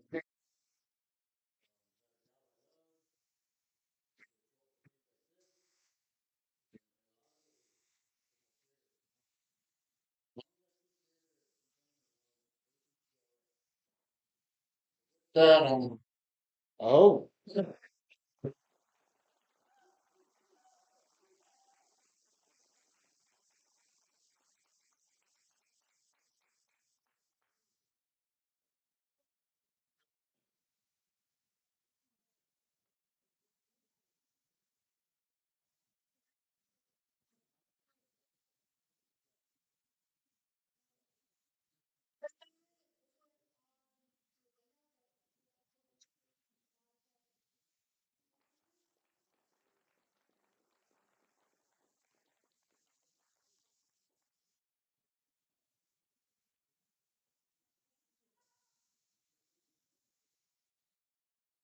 My name is Monica, and I'm an addict. I'm from MHA, I'm graduating. Thank you. Father, use the mic.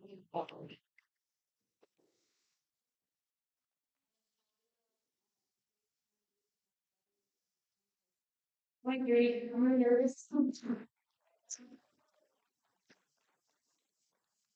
I got here on a EDO, like the emergency detain order, my reservation.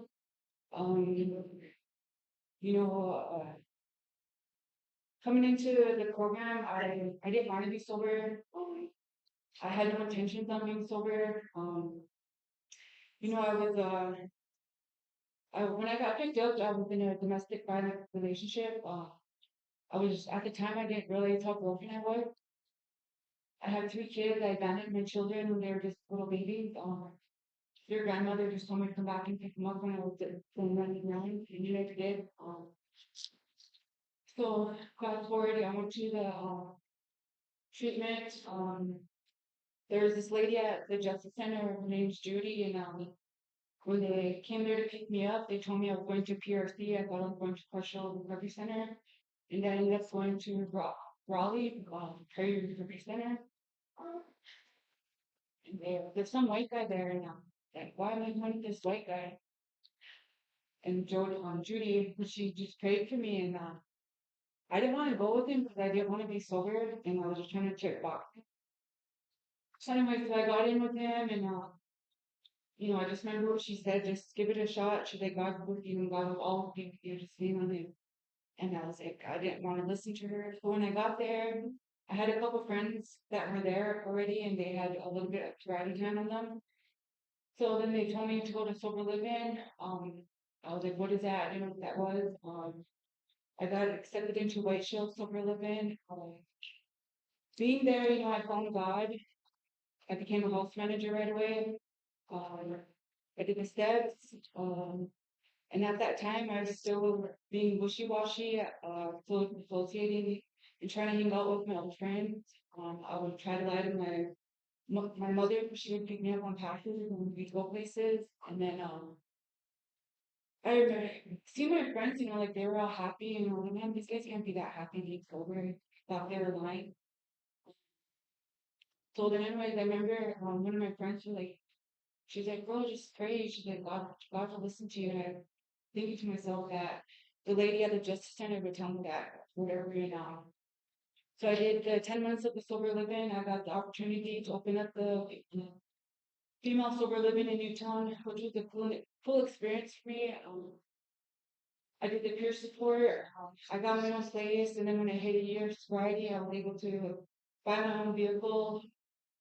And in this time frame, I still didn't have a relationship with my children because I thought that me being sober I would get my kids and that they would want to be with me. And I was kind of like losing hope that my kids would never want to be with me because they're an adult now.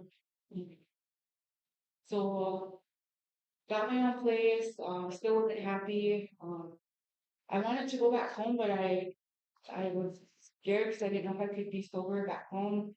Um, you know, my dad is sober too. My dad lives there. He was a big inspiration to me to be sober. Um, and in my addiction, I would take from my dad. I would take from my grandmother. I would take from my brother who was paralyzed, and I would take the cards. I wouldn't come back for a couple weeks on end. Um, so I moved back home to Mandarin. You know, I lost my sister to a fentanyl overdose on March 1st last year. And when I lost her, you know, like I was just down. I, I was just like everybody else. I didn't know what to do. And thankfully, you know, the fellowship of the recovery program and sober living and all the relationships that I gained along the way has helped me out a lot. If it wasn't for the support that I had when my sister passed away, you know, you know, everybody knows where to go to where they need to go if they want to get high and stuff. And you know that and just seeing my dad, you know, like how strong my dad is, like how he just leans on God, prays in our family. Because a lot of our family members are so hard, especially in my community. Um, so when my sister passed away, I started the AA steps. Um, and I keep in contact with my sponsor. Um, and when she passed away, I started going to church. I really like surrendered my life to her. Um, I attend Bible study on a Tuesday. And you know, my church family is just you know, to be home on the reservation and to there's really not that much stuff in my community. You have to go to meetings and all that stuff. Um, and just this past year for school, my kids have really allowed me into their life. I'm able to take my baby to school every day. She's a sophomore in high school. I'm able to show up for my kid, attend sporting events. You know, I do my home group at Spetnal Anonymous. I'm the treasurer of that, and I have a AA home group, which is in Mandry at 7 o'clock on Fridays, which I attend regularly. And I also have a job that I've had for a couple months now. I haven't had a job in like 14 years. And just like the sense of independency that I don't have to rely on my dad to financially support me. I'm able to help him and help my children if there need be. Um, I'm really nervous. um, you know, just my family support up here, my uncle, my friends, sober living people back there. I wouldn't be where I'm at today if it wasn't surrendering my life to God and my understanding. And I didn't believe in God. I blamed God for my brother getting killed, my grandma, and me leaving my kid. But surrendering my life to God has helped me out a lot. I'm able to do stuff on my way over here just to come show up for myself and my recovery and meet new people. And I'm that about it.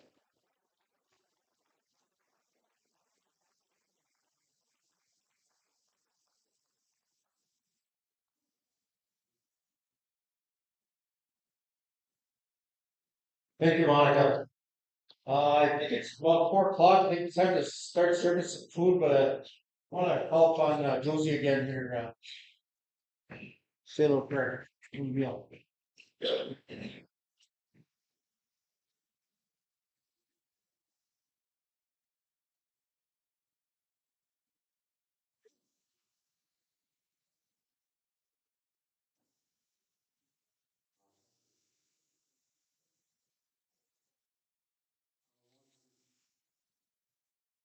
Wherever you're giving,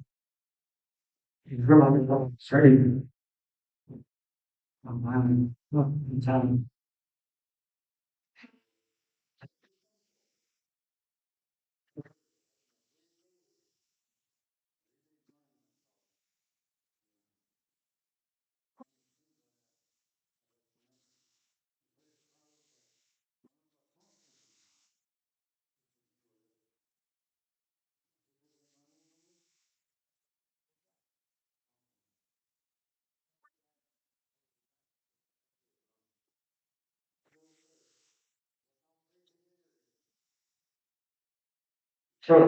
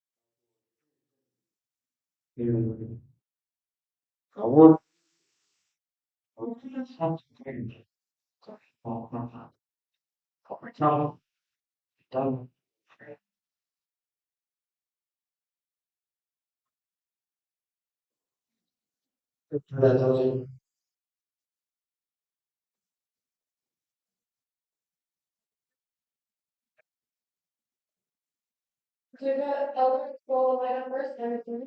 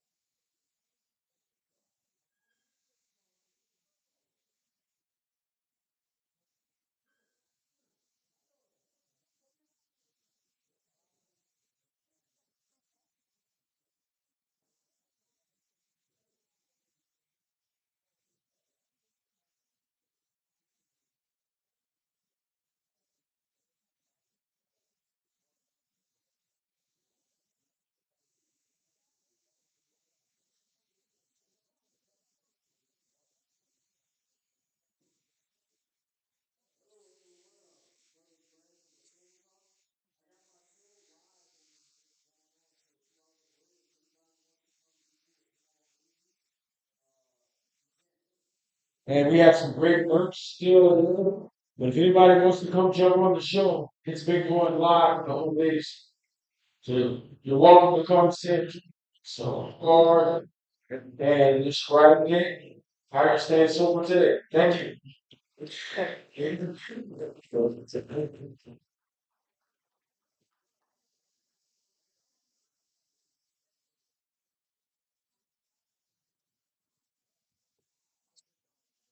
Yep.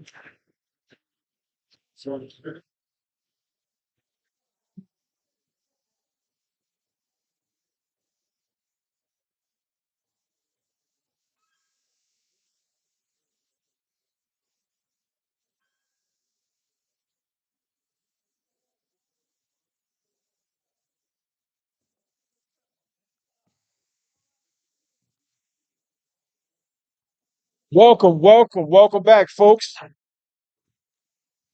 It's Sober Talk with Brothers Brandon, the Raging Cajun. It's the weekend, baby. And it's a beautiful weekend. I mean, the sun's out. We couldn't ask for some the better weather. Summer's around the corner. We don't really get a spring, but we get a summer.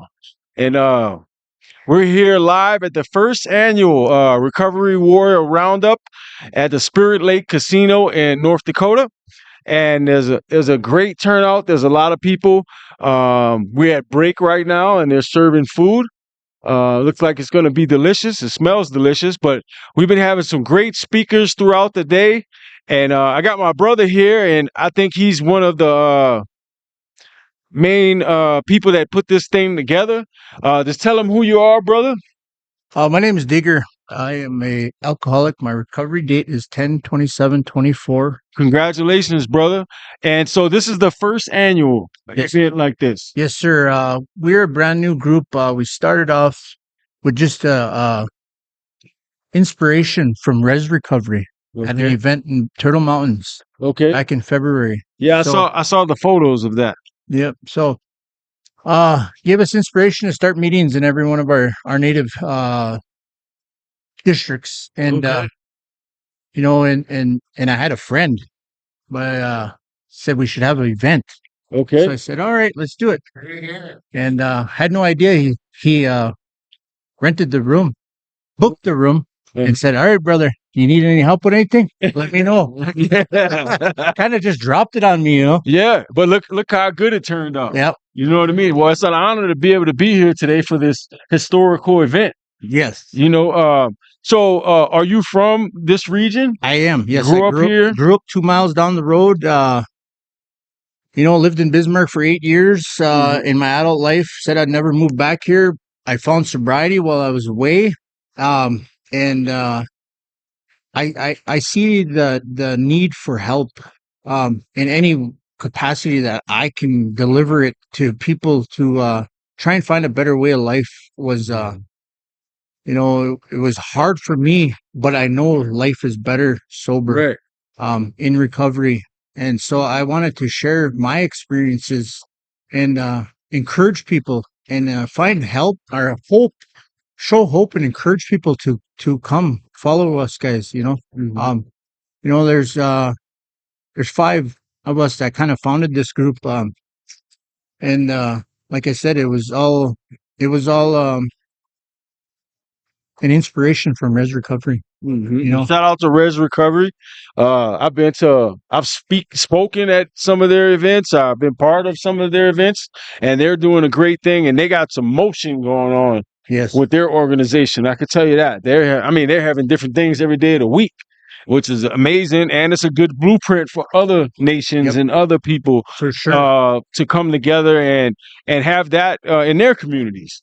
So was it pretty rough growing up in these parts, in these Well, areas? Yeah, it's a typical reservation life, a lot of alcohol, a lot of drug use, Right. I have heard about a lot of murders around here. well, there's a few, some Yeah. disappearances and some murders, a lot of that took place while I was gone, and I stayed away, Yeah. because I thought the reservation was the problem, and the Yeah. problem wasn't the reservation, the problem was within myself. Right. Amen. And I'm glad you're able to recognize that. Yeah. And so have you tried to get sober before? Yes, I always did. I could always find sobriety, different, amounts of time in sobriety, but I never started my recovery until I let God into my life. Right. And now you see the difference, right? Yep. Not only are you letting God in your life and you have real recovery, you're actually spreading it, as Yep. you can see, throughout your nation. Planting seeds. For Yep. sure. Planting seeds, I tell my group all the time, well, it's not my group, it's our group.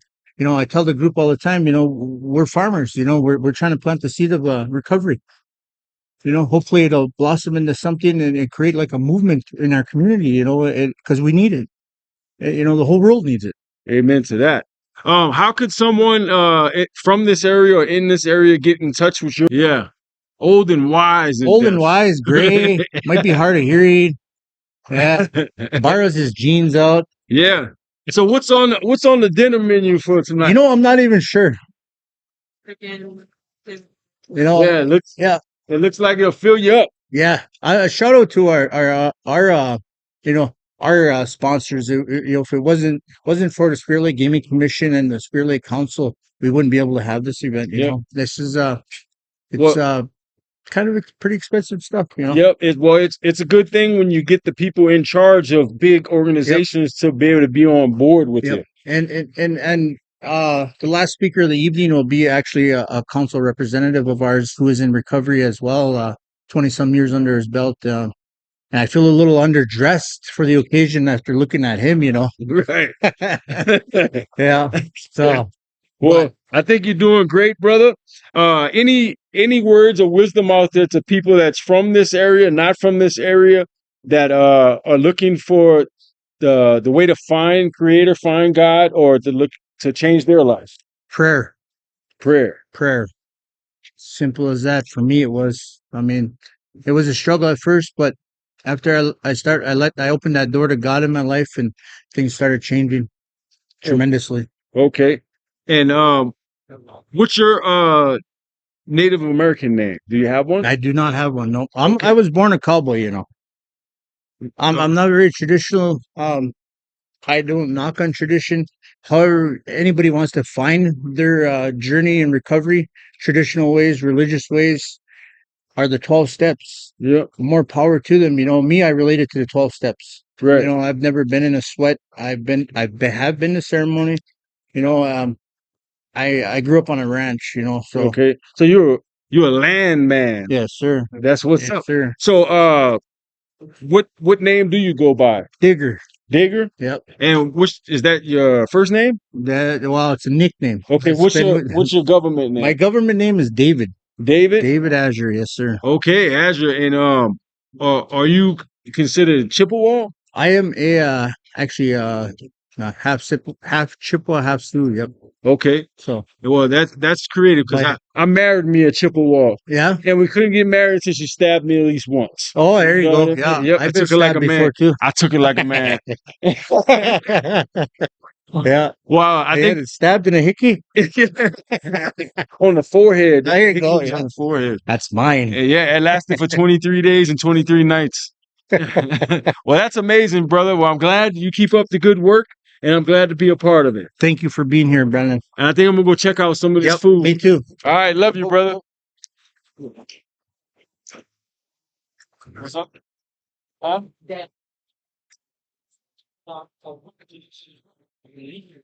It's not charging?